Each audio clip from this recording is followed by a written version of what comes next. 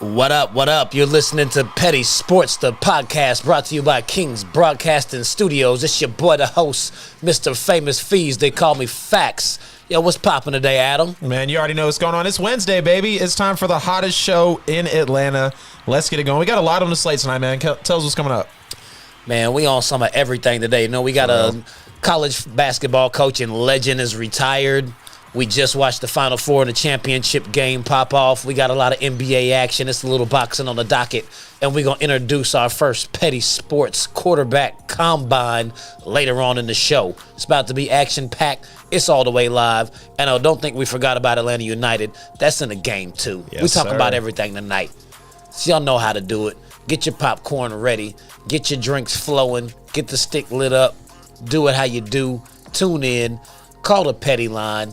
If you forgot what the number is, it's 678-871-9602. If you trust yourself with your take, call in or holla at us. Feeling froggy, we always available for you to jump. So it's all G, man. Yo, like, before we get into this, I was just talking to y'all earlier.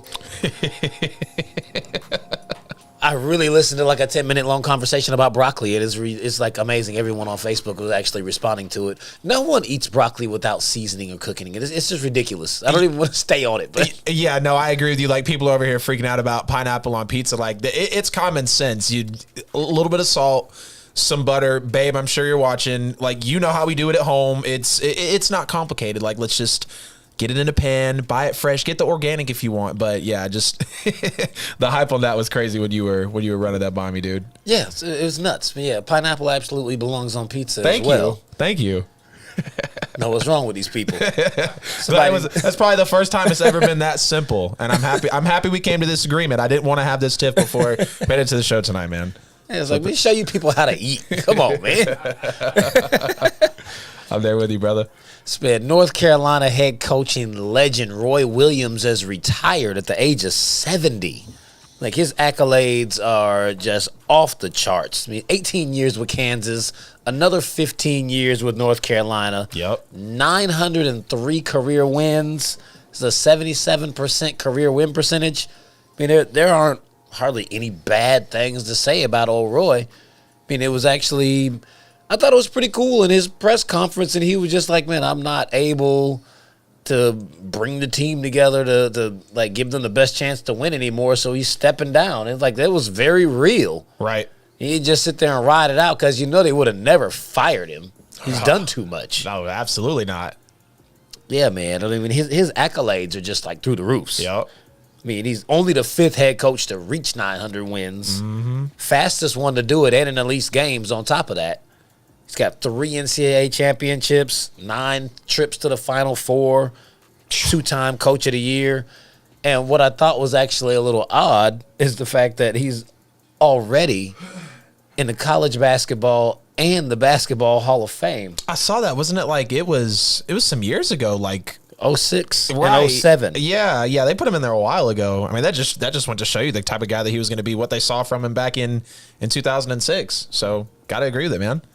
Yeah, I was just kind of thrown off by the fact that you can be a Hall of Famer while you're still doing it. Right. It's not like he came out of retirement after being inducted. Right. Like, how you get inducted and you still coaching? Yeah, I agree with you. I think that speaks to the levels of who he was. I mean, you look at, when you think about the marriage he, basically had to UNC, you feel, of course, I'm going to go home here. You feel a Drew Brees to the Saints. You feel a Tom Brady to the Patriots. You feel a Dan Marino to the Dolphins. Like, you feel that strong connection. And when you have a coach, and coaching is so important, a lot of people think it's, talent, but it's the coaching that really brings it all together. Look at the NFL, all the talent you can have if you don't have the coaching. And yes, it's different in basketball, but if you don't have that guy at the helm to really bring it together, and that's what he did for UNC, the fact that he's kept that school so relevant as a basketball program. I mean, 30 tournaments, I think it was, that he's been to in the 33 seasons. So, I mean, the guy was always in the tournament, had 32 first-round picks go to the NBA. So, if you think about it, every season he was there, he was basically producing a first-round talent. So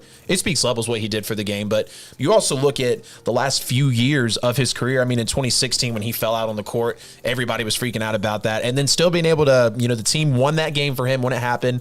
They pushed forward, go to the national championship, of course, lose the heartbreaker. The shot by Chris Jenkins might be the best shot of all time. And we're talking about some crazy shots tonight as well.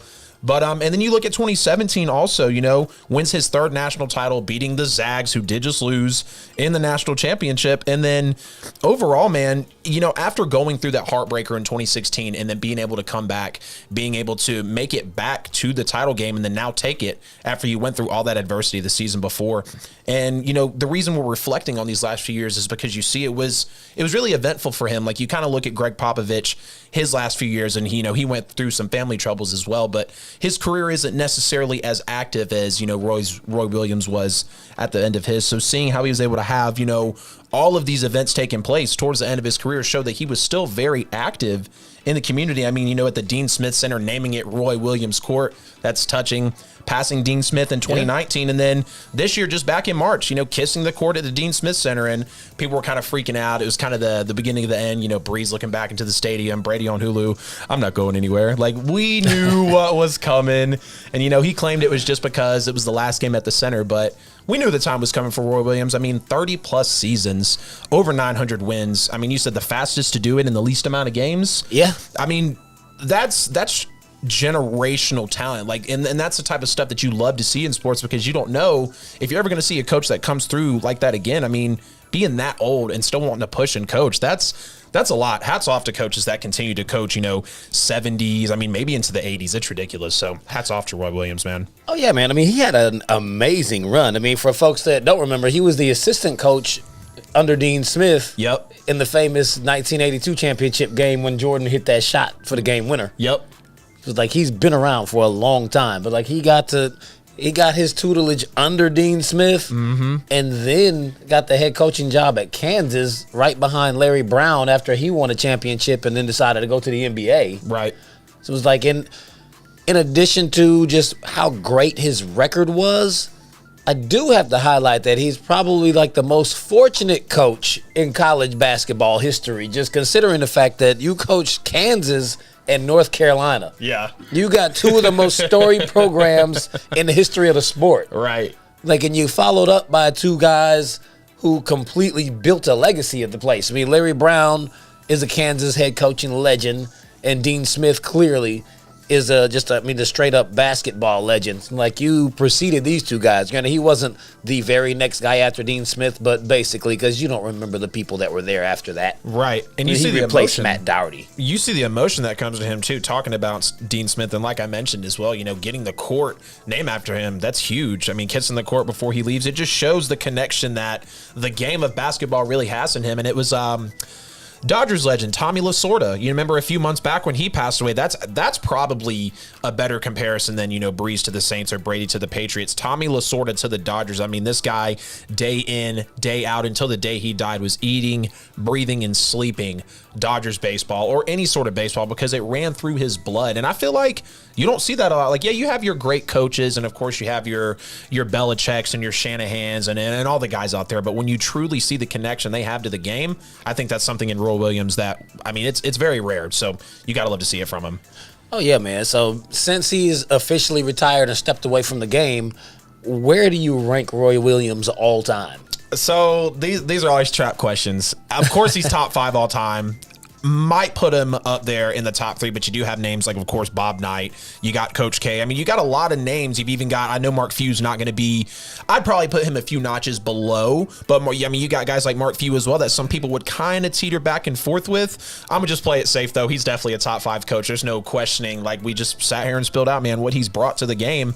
And I'd put him as high as top 3, but we'll play it cool. Don't want anybody to fire me up. Yeah, we'll go top 5. Yeah, I mean, top 5 could be very well. I would say absolutely top 10. Right.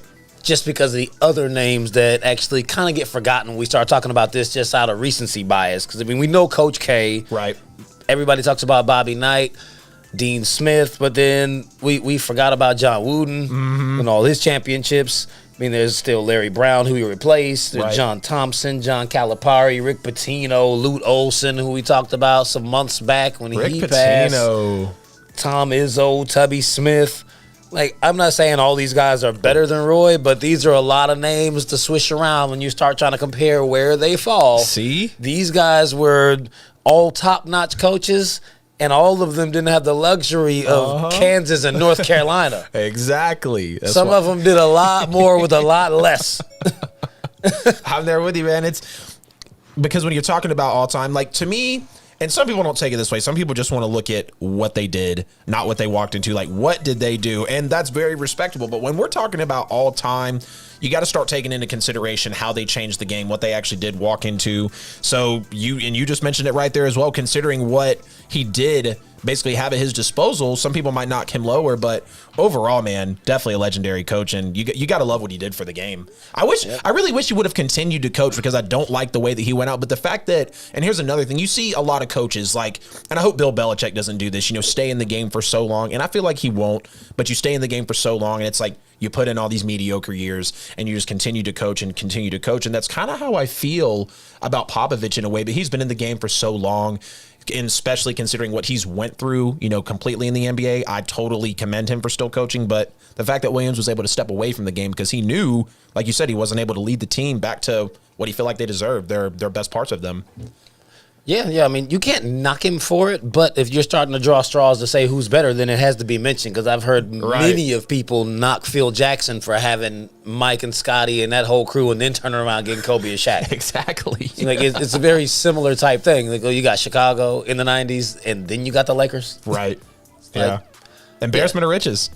Yeah, I mean, hey, he walked into a good situation. He's still a great coach. It's just, I don't know if I can't put him all the way at the top, but he's up there. Right. No, I agree, man. I agree. Yeah. See, as I'm saying, they're trying to trap us. We got. Man, I feel like we got a couple lists to get into today that are gonna get crazy. So, get ready. I mean, I had to stop myself for like the 15th time just now as I was getting ready to switch the topics, because I actually was going to say what I put down for the topic. Because if any of y'all follow me, I'm a UCLA fan and I hate Gonzaga. So it says something very similar to that on the paper. So, man, we're going to switch gears to this NCAA tournament. Y'all all watched the Final Four last weekend. We saw the two games on Saturday, the barn burner overtime game, Gonzaga over UCLA, and then you watch Baylor just completely run through Houston. So, I mean, before we jump to the championship game, how great was that Gonzaga-UCLA game?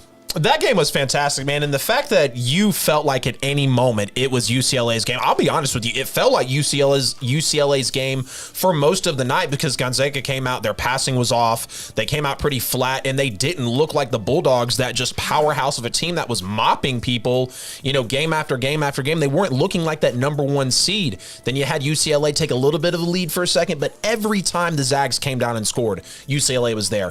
Every single time they were there, and that's what kept that game so close. Because at one point, Gonzaga did run away. I think they hit a couple threes and hit a free throw, and it was like a 7-point lead. And I was like, okay, this is the Zags' chance to pull away. And they still didn't. That was before overtime happened. And you saw the fight from UCLA. Like, we were just talking about it last week. Everything they ducked to get into the tournament, being the 11 seed, only being favored in the second round, going through everything they had to, Jazang putting the team on his back, dropping almost 30 to save the team in the round before. And then going out and almost knocking off Gonzaga. I'll say it now. I know you think UCLA, Bama, but I think the Zags and UCLA was the best game of the tournament. That was just back and forth. The way it ended, I mean, Jalen Suggs, him being the MVP, that was everything you could have asked for in that game. And it's unfortunate the Zags got drugged the way they did in the national championship. But overall, the Zags and UCLA game, I got to hand it to them. That was the best game of the tournament, hands down. Yeah, I mean, I can't deny that that's the best game of the tournament. The only reason I think the UCLA-Bama game was better is because UCLA won it. Because I'm still mad about that game. I knew that was it. Yeah, but I mean, the way the flow of that game, I mean, Johnny Juzang was amazing out there. I mean, Cody Riley, he showed up just like we were talking about last week. Like, man, he came out, gave him huge minutes out there. He was banging in the post. Right. I mean, that monster block Suggs got, like that might have been the difference to stop the game from even going to overtime. Exactly. It's like, man, Juzang came down in game time. He was money in the clutch. I mean, like, he comes down, missed the shot, followed it up, got the layup. I mean, like, they had no answer for him. Right. I mean, Juzang and Jaquez, they both were out there eating. It's been like UCLA, like, they really showed up. They pretty much showed how to play Gonzaga. Exactly. Like, if you've got one-on-one players, you play gritty and physical basketball, you kind of knocked them off their block. I mean, exactly. Timmy still got off, and the Yaye did his thing, but they didn't look like what they did the rest of the tournament. And they still put up 93 points, but they gave up 90. I mean, they've been winning by an average. Before they got all the way up there, they were winning by a margin of 19.8 per game. Yep. And they won this game in overtime by 3. Yep. I mean, UCLA came with it. They did. And you can argue they outplayed Gonzaga. Like, you look at the big three, just the big three of UCLA and the big three of Gonzaga, when you see the physicality and everything they were displaying in that game, like I said, at any moment, and I was texting you back and forth, I was like, dude, I know you're going crazy, because at any moment it felt like UCLA, it didn't feel like they were going to take off, but Kenny Smith said it perfectly at halftime. Whoever gets the last possession is going to win the ball game, and that's exactly what happened, because the fact that Timmy had to take the charge, that was so controversial. I think it was the right call. Don't agree with the rules of charges and everything, but I do think it was the right call. Then you've got Kispert's clutch buckets at the end of halftime with about 4.5 minutes left. Then with about a minute left, it was just so many moves that kept going down, and the game was just, it was never out of reach. It was never over, and we saw it came down to a 40-footer that went off the bank to send him to the national title game. So one of the craziest shots, like I said, man, best game of the tourney without a doubt. Yeah, I feel like that shot was very lucky. Yeah, he did toss it up there. I got to give it to him though. He did get back, because when you see, because that was the big gripe, is that, you know, he got the layup. UCLA got the layup with about 3 seconds left, and they didn't get back on defense. And the fact that the Zags were able to push up the court just a little bit quicker than UCLA, that's what really made them earn the W. But yeah, you gotta hate the lack of hustle at the end, because it's like, yeah, you made the shot, but you still got plenty of time to get down there. And even if it was a lucky shot, it still did bang in. But they didn't win the natty, though, man. Look, they didn't want to put him on the free throw lines. I mean, Right. Tiger Campbell he was right in front of him. He just stood there with his arms up. He's like, man, I'm not going to put you on the line, let you make one free throw to win the game. Exactly. Nobody expected that ball to go in. It's like, are you serious? Right. Was that your exact reaction? For family friendly, it was just... No, Seriously. actually, I didn't see the shot when he made it. Uh-huh. When Juzang made the layup to tie the game, I ran out the room and I came back in, was like, Oh, man. it's like, are you saying, like, what? There's no way there was still time on the clock. That didn't count. God. That reminds me of a few years ago, Georgia, Tennessee, going back and forth. Georgia eventually came back, tied the game. They were winning by just a few points, and it was when Tennessee threw the Hail Mary on the Dogs, because when we had scored, I think it was like 10 seconds left, so I did the same thing, ran outside, like tore my new shirt by accident that I had just bought. I was so pissed. I wasn't even like trying to go crazy. I was just jumping around. My shirt ripped somehow. I'm walking back in. I'm like sweating, right? And it's like as he chucks the ball, I was like, okay, here we go. You're going to knock it down. And he catches it. And I was like, dude, what?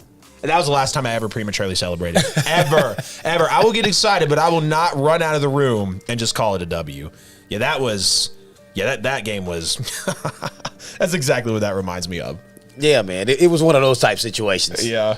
I'm like, man, then we turn around. I mean, well, actually, this game was before it. I mean, Baylor just throttled Houston. It wasn't even a game. It was over from the start. It was. They held Houston to 38% from the field. They couldn't make anything. Right. They got bullied. I think they had, 20 points in the first half? It was like 42-20 at the half? Yeah. Yeah, and Baylor showed in that game, like, if you think about it, Baylor really revealed their hand in that game, because the way that they played them, and then, you know, Gary, even you were saying it, man, the Zags played UCLA so close, and Baylor had drug Houston. Now Baylor's coming in against Gonzaga, and they realistically did the same thing. I mean, they were up by 20 at one point, and it was ugly. Yeah. Exactly, and Baylor was just on a mission. Like, they were not going to be stopped. A lot of people had them going to win it. You had Alabama in there. UCLA still had the chance, but at the end of the day, Baylor just... Like I said, that rebounding, that size, and some of that backcourt, I think, is what took them so far to win this championship this year. And hats off to them for the first men's title. I love to see it. Love to see the new teams prevail. They jumped on them boys 9-0. The game was over before it started. Right. They got out there. Twitter was exploding calling the game before we were even like halfway through the first quarter. Like, it was bad. They just straight bullied them boys. I mean, they were intimidated. I mean, like, I was telling somebody the other day, I was like, man, it looked like they had 3 Russell Westbrooks out there playing guard. Like, well, how are these dudes so fast and so strong? Right, and that was the speed of the game. They just could not keep up with them. The defense was smothering. Yeah. Like, you saw Suggs and Timmy trying to do stuff. Like, they couldn't even move around the perimeter. Exactly. They couldn't get clean passes in. They couldn't dribble close to the basket. I mean, it looked like Gary Payton was guarding everybody. Right. It was just like, it's in them every step. It was like, oh, my God. Yeah. I mean, like, they bullied him on the boards, beat him up. They were pushing him around. I mean, like, you saw what Ayaye was able to do against UCLA because it was only Cody Riley. Right. So, like, he had a favorable matchup where it's like, all right, I can get off this one-on-one. He came out there against Baylor and did nothing. Right. He had 8 points and 2 rebounds. Ouch. They shut him down. Timmy had 12 and 5. Right. Suggs did get 22, but I mean, he's the only player on Gonzaga's team that was athletic enough to get anything off. Exactly, and he was having to bust his ass for those points too. And the fact that only Timmy and Kispert were able to get 12 points each, like you can't go out like that in the title game and expect, like, you're literally putting up 2 more points together than your top pick going to the NBA draft is putting up. Like, that's not acceptable. You at least got to give us, I mean, 18 to 20 when you consider what's on the line. Gonzaga was just there a couple years ago, losing the heartbreaker to Roy Williams, rightfully so, which I love how it's coming full circle. But yeah, they just on all aspects, Baylor, and the fact that they were allowing, I think it was like 25% from 3. I mean, they were smothering dudes. You could not shoot on them. Like I said, the physicality, the backcourt, the rebounding, it really paid dividends for this team. And that's really what they rode the whole tournament. I mean, it's no surprise when you look back at how Baylor played through this entire tournament. They didn't change anything up. They just mopped any and everybody in their way and rode off into the sunset. I'm happy for him, man. Really happy for him. And now you think that elevates the school in the pedigree, you know, just a little bit. Now they have a title under their belt. That's going to help recruiting. That's going to get more people to want to buy into that school. Overall, it helped the brand of Baylor, and I'm really happy for him, man. I really am. Oh, yeah. And I mean, I think the writing was on the wall for Gonzaga. I mean, nobody, well, like, I'm not going to sit here and tell you, like, oh, yeah, I could have told you that was going to happen. But for people in the Baylor circle, right, they knew Baylor was this good. Baylor got hit with some COVID stuff, and they missed almost a month, like about 3 weeks worth of basketball in February. Exactly. So, I mean, they were undefeated, too. Mm-hmm. They were supposed to play Gonzaga in December, and that game didn't happen, which they would have beat them then. Yep. But then once they came back off their 3-week layoff where they weren't allowed to practice or play, then they lost the game to Kansas, and then they got beat by Oklahoma State in the Big 12 championship game. Right. But they only lost 2 games the entire season, and that was after an extreme layoff. Exactly. They very well could have been the team to go undefeated this year, like Gonzaga was trying to, if they had been able to play the whole season. I agree. But it might have actually played in their favor that they didn't play Gonzaga. Right. So, I mean, I can relate that to what we just saw in the Super Bowl. Right. Like, Tampa and Kansas City played each other in Week 12, and then in that game, Tampa Bay was able to really get a firsthand look at how fast Tyreek Hill is. Exactly. And what you needed to do to try to stop this, because he ate them alive in the first quarter of that game. Yeah, he did. Came back in the Super Bowl, was like, we know what you are. Exactly. And we fixed it. You cannot fool this Gonzaga anymore. didn't get the opportunity to do that because they didn't get to play him. Exactly. Like, if they had gotten throttled like that in December, they would have had a better game plan because they'd have had an idea what they were going up against. Exactly. They were so overmatched when that game started. Yeah. Oh, yeah, and it's that time of the evening. It is 8:24 p.m. Y'all all know what it is. Count us down one time. You already know. 3, 2, 1. Kobe! R.I.P. to the Mamba. R.I.P., man. Yes, Miss your sir. brother. Each and every day. And I got the text message in, too. I beat Naya today. Y'all know as soon as we call it, I'm texting. Got to get that in. So, yeah, man, Baylor was just, I mean, they were amazing. There's really nothing you can say about how well they played and defended Gonzaga. I mean, it was ugly. Like, they beat them on the boards 38-22. I mean, it was a clinic. I really would have much rather, like, I really feel like the tournament, if you had reseeded the teams here in hindsight now, you would have had Gonzaga, Baylor, Alabama, and UCLA. Right. What we ended up with, Gonzaga, Alabama, and UCLA were all in the same bracket. Exactly. Like, that could have been an amazing Final Four if we had gotten all 4 of those teams in, but you put 3 of them in the same side because y'all just always mess up the rankings. Mm-hmm. It's like that would have changed some of these matchups. We wouldn't have had to see UCLA play everybody. Right. We could have got some of these more. So I think UCLA and Alabama both have a style of play and the athletes that would have been a much, much better game for Baylor. Right. I mean, you're not shutting Juzang down that way. Exactly. I mean, the dude is 6'8" and he's prime time. Like they may not have beat them, but they would not have gotten beat that way. Right. And you look at how dominant Baylor was. Besides 2018 Villanova, they were the first team to win both Final Four games by more than 15 points, absolutely wiping people. And then you see they got Suggs into foul trouble early on as well. And you can immediately tell that knocked Gonzaga off because they had their top guy who's going to be a top pick, going into the draft. And he is he's a big part of that team. And you see the points that he was able to put up, but immediately off the rip made them uncomfortable. But another thing is the Zags did something that they don't usually do, and they turned the ball over a lot in that game. They actually turned the basketball over 14 times. That's way too much for Gonzaga, and I think that was one thing we were saying last week when Gonzaga went to play. They had 10 turnovers against UCLA. Right. I think that's what we were talking about is how UCLA could force, to get the win. I mean, think about it now. If they had 10 turnovers if they would have forced more, they probably would have won the game. That would have stole some possessions. 4 turnovers, that absolutely would have been the difference in that game. Exactly. There's a bucket here or there that would definitely be scored for you. So, yeah, the fact that Zags did turn the ball over that much. I mean, it's all there, man. When you start to dig into the numbers, it's ugly. It's ugly, and Gonzaga got outplayed, and they're going to have to take the lump and just come back next year in the tournament and hope they don't meet Baylor again, I guess. Yeah, that could be ugly. I mean, they better hope all them dudes go to the NBA. Right.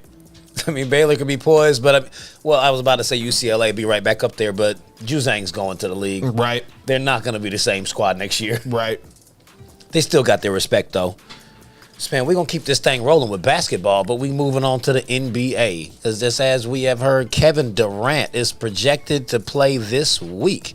They said he might play tonight. I don't see him. I keep glancing at the TV, and I do not see Durant in that game. Nope. So I assume he's not playing tonight. But he should be back shortly. So, I mean, looking at the amount of time that Kevin Durant has missed, he's only played 19 games this season out of 51. So, I mean, he's missed well over half the season. Right. And he's walking in $50,000 lighter on the pocket after the fine for this ridiculous DMs with Michael Rappaport. So, I mean, what should we expect out of the Brooklyn Nets? I mean, they've been making all kinds of moves. Exactly. You've still got all of these superstars. I mean, we've only seen 7 games this season with Durant, Harden, and Kyrie on the floor. Exactly. So, I mean, is that going to be an issue moving into the playoffs that they can't actually get everyone on the court at the same time? I don't think it'll be an issue because we've seen Brooklyn, being so dominant, second in the East with the record. I want to say 36-15 on their record. And I mean, Brooklyn looks great. We know they have James Harden. We know they have Kyrie Irving, Kevin Durant, Blake Griffin, LaMarcus Aldridge, Spencer Dinwiddie, DeAndre Jordan. They've got dogs out there. But with Kevin Durant still not being able to play, and you look, KD was having a great season early off. I mean, some people were calling for MVP. He was already averaging 30 through 19 games, 29, if you want to be technical, but we'll go ahead and give him the extra point. But you see Brooklyn's been rolling right along, and I mean, the fact that they have grabbed all these other players outside of KD's injury, I mean, it shows you Brooklyn's not going forward with the confidence that they can win without Kevin Durant, but I will go ahead and say it. I don't think Brooklyn needs Kevin Durant to win the finals because look what they've been doing without him. And it's kind of like when you look at when he went to the Warriors, it kind of feels like the same situation, but now he's supposed to be the number one guy, but the injuries are holding him back, so now they're bringing more pieces in around him, and I think it's just hurting his case because the more that they build, the more padded they come without you, and I don't know how the contracts are going to work out, the playing time that these guys might truly see on the court, but Brooklyn was making these moves because they believe that this is what it takes to get them over the hump. They've been battling, and when they brought Durant in, he was that move, but he's only been on for 19 games. And let's just break down KD's career real quick. I'm going to piss a lot of people off, but if Kevin Durant is really that guy to take you over the top, yes, it was LeBron James that he lost to in the finals, but that was also early LeBron. He's not nearly regarded to how he is now, or he's not nearly what he is now. He wanted to be the guy in Oklahoma City, and he basically was. I feel like No, I'll even go and say it was 50-50 because Westbrook, yeah, he was still low-key. You still had Harden coming off the bench. But Durant still was, supposed to be that dude on the team, but shared it with Westbrook. Then he goes over to the Warriors. It was his team at that point. Right. And then he's going over to the Warriors, seeking the title, going to the Warriors team. We all know the story. And yes, he gets 2 finals MVPs there, and he gets 2 titles there as well. But it was a score that just went to an embarrassment of riches. And so now he still doesn't have the number one guy thing. Now he's going over to Brooklyn. Everybody trashed him when he went to Brooklyn, but now Brooklyn is quickly building around a superstar, and it feels like yet again Kevin Durant is going to fall short in terms of being a true leader of men and actually commandeering his team around him because, 1, he's not on the court, and 2, I don't think he's capable of it. I don't think Brooklyn truly needs Kevin Durant to win the finals. Look at all the other talent that they have. Having Durant in the playoffs would just all probably but solidify the title coming back to Brooklyn, but they don't need Durant to win the finals. And don't get up in the comments being nitpicky, saying, oh, well, these teams, I guess, don't need anybody either. No, nobody in the league is as stacked as Brooklyn, and you know that for a fact. They do not need KD to win the title this year. No, he might get the same treatment that he got for winning in Golden State. Even if he comes back and he wins Finals MVP and the Nets win, everyone, including myself, will still say James Harden made this happen. Exactly. This team was not an odds-on favorite to win until the beard got there. Exactly. And it's very clear that so long as James Harden is playing, you can't beat him. Exactly. And that's another thing, too, is you have James Harden as well. Coming off the bench, Rockets took a chance on him, immediately gave him that ego, gave him that vibe of, okay, I'm the number one guy. And this is what I said. I said it back at the very beginning. You said only 7 games with KD, Harden, and Kyrie on the floor. Yep. We don't know if when tension gets running high in the playoffs, if you're maybe down 3-2 and you got to make a couple shots, both KD and Harden want to be the number one guy. You can say what you want about it, but both of those guys are meant to be superstars. And that's a new thing that's coming into the NBA is it's never been a league where you've got 2 or 3 stars on a team. It's always been 1 or 2 built around it. But when you have as strong-headed guys and as lethal scorers as James Harden and Kevin Durant, I'm sorry, but I think eventually you're going to get a slight clash, and it might be in the playoffs when you don't need it to happen. So, like I said, Kyrie feels like he's that guy too. There you go. And I said it when Harden came over, you already had 2 big personalities, KD being really soft with the media, Kyrie Irving doing whatever the hell he does, and then bringing over Harden. It's like it feels like a beautiful disaster. They're making it work. They're looking really good, but season's not over. Still a lot of basketball to play. They could get out of the East, but just wait until you get to that one moment. Those 3 personalities are going to crash, and I'm telling you right now, it will happen. It's bound to happen. The only reason I think that won't happen is because James Harden is running the show. Right. And the way he's playing it right now, he's going to pull a LeBron, and he's not going to get trashed for it because of who he's playing with. Exactly. He's going to pass the ball to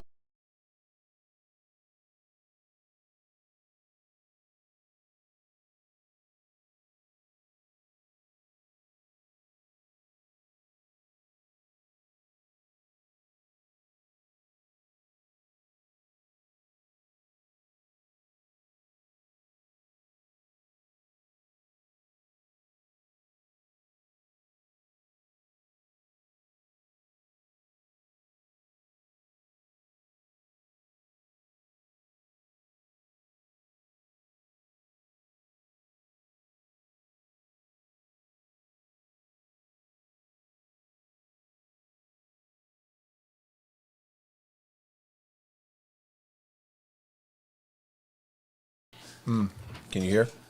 Are we good? Are we back on? I think we are. Yeah, I can hear us. I don't see why I wouldn't be back on. We got action. Right. Kevin Durant, as we were speaking of him, has just made his way onto the basketball court for the Brooklyn Nets. So we're going to see how this whole thing play out. Missed the last 23 games. See, Kevin Durant heard me tell you this. So hold up real quick. Let me, yeah, I heard that boy out there in Atlanta. I know he watched me on the TV. Sorry about that, guys. Something happened with the mics, but I'm sure you can still hear us. If you can't, let us know in the comments, please. Let us know in the chat so we can get it fixed. But we sound good on this end. But yeah, man. It's like I was saying, though, man. Like, James Harden is going to pass the ball to whichever one of them he feels like is the better option at that moment. Exactly. He's not going to take the shot. He's already taken all kind of heat for not being able to make it happen. Now he's got 2 guys who have in the NBA Finals come up with major shots to win games. All he's got to do is draw a defender and kick. I mean, that's what he's been doing. I mean, he's almost averaging a triple-double over there. He's at 25, 8, and 11. He's absolutely having an MVP caliber season. With those guys out there, I think he's the reason why that's not going to be an issue. Right. And I even think a better formula is you look at, like, Kyrie, we know Harden can pass the ball, and we know he's a true distributor, but Kyrie also being that point as well, because obviously Harden and Durant are more of lethal scorers than Kyrie. You could put Kyrie in there as well because he'll score at will, but then you go back to the playoff depth, the playoff experience with the shots. So I think it could run even more beautifully that way, man. I'm loving to seeing Kevin Durant's mom on the sidelines right here. I mean, Kevin Durant is looking comfortable, wearing the highlighter shoes as always. We'll see, man. I mean, he looks limber, but, it's just first couple possessions here. So, wow, KD is back. There goes mama. It's pretty amazing. I mean, I don't think we've ever seen anyone come back from an Achilles injury averaging 29, 7, and 5. He came back like it was an ACL or something. Right. No one ever comes back from an Achilles and is in the MVP conversation. Granted, he hasn't played enough games to legitimately be in it. But, I mean, he was on the cusp of having a 50, 40, 90 season, averaging 30 points a game, fresh off an Achilles. Right. I mean, that is amazing. Yeah, I agree. And he was in the conversation for MVP as well. So I want to see Durant get back to that lethal player that I basically, when I first got into basketball, like, he was probably the most lethal scorer, like, in my time when I was watching him coming up. I know there's a lot of people out there, but I'm just saying what Kevin Durant actually showed me early on in the game, and him going through all this, it's like we're losing sight of Kevin Durant. Like, we see little spurts, and then he's been out for the last 23 games, only played 19. Can you imagine what Brooklyn would truly be if they actually had Durant for the whole season? I mean, God, man, they might be looking at, what are they, 36 and 56?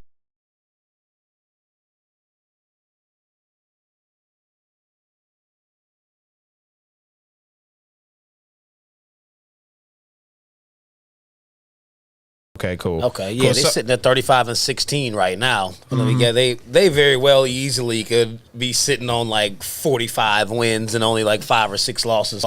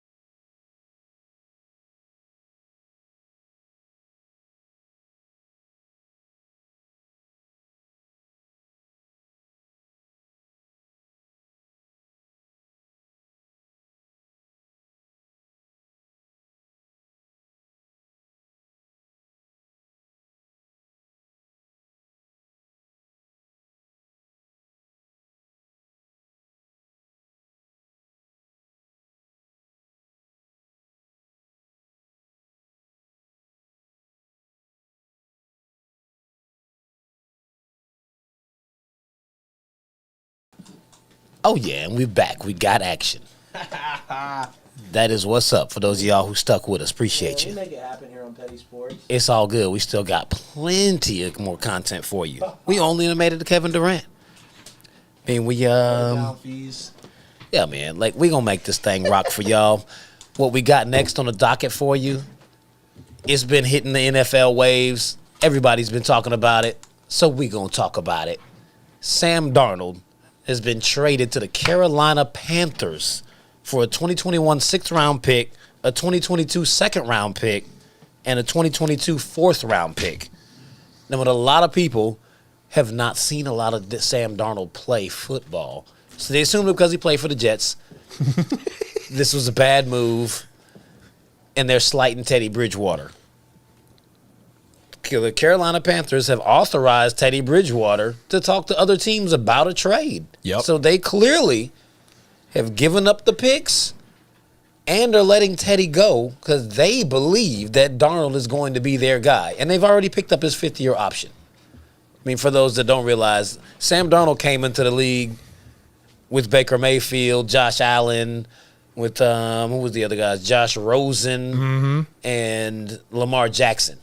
He was the third pick in that draft and went to the worst team possible. So I think he is going to really have a resurgence of his career. This is going to look very similar to what we just saw out of Ryan Tannehill, who we thought was horrible in his stint with the Miami Dolphins. He got out of there, got to a very good organization. They had a great running back, nice offensive line, and some actual weapons for him to throw to. And then he blossomed. Like, now you've seen two of the best seasons this man has ever had in his career. Yep. I think we're going to see something very similar to that out of Sam Darnold. I mean, he's 13-25 as a starter with the Jets, which is horrible. But you got to look at what it is these 3 years. He's only played like 13 games a season. He's not even been able to finish years out there. He's thrown for over 8,000 yards, just a slight tick under 60%, 45 touchdowns to 39 interceptions. It's because he is a gunslinger. He is not afraid to throw the ball, and he's had nobody to work with. So, I mean, if you look at 2020, the team went 2-14. He had Frank Gore at 37 years old as the starting running back and only went for 650 yards. Then he had LaMichael Pirine, Ty Johnson. Stop me when I name somebody that you know. Le'Veon Bell played 2 games at 74 yards rushing. And then he was throwing to Jamison Crowder and Braxton Berrios. New England drafted Braxton Berrios, and he never even made the team and got cut. And he's one of your marquee guys. He couldn't make a team that didn't have any actual drafted wide receivers on it. Like, if he couldn't play in New England as bad as the wide receiver core was there, what does that say about what the Jets were working with? Exactly. It's like, Jesus. But you look at just the year before that, 2019, they were 7-9. Yeah. What was the major difference? Why were the Jets so much better 1 year before? Right. Oh, because they had a running back. Le'Veon Bell actually played 15 games. You had Jamison Crowder and Robbie Anderson. They went for over 1,600 yards and 11 touchdowns.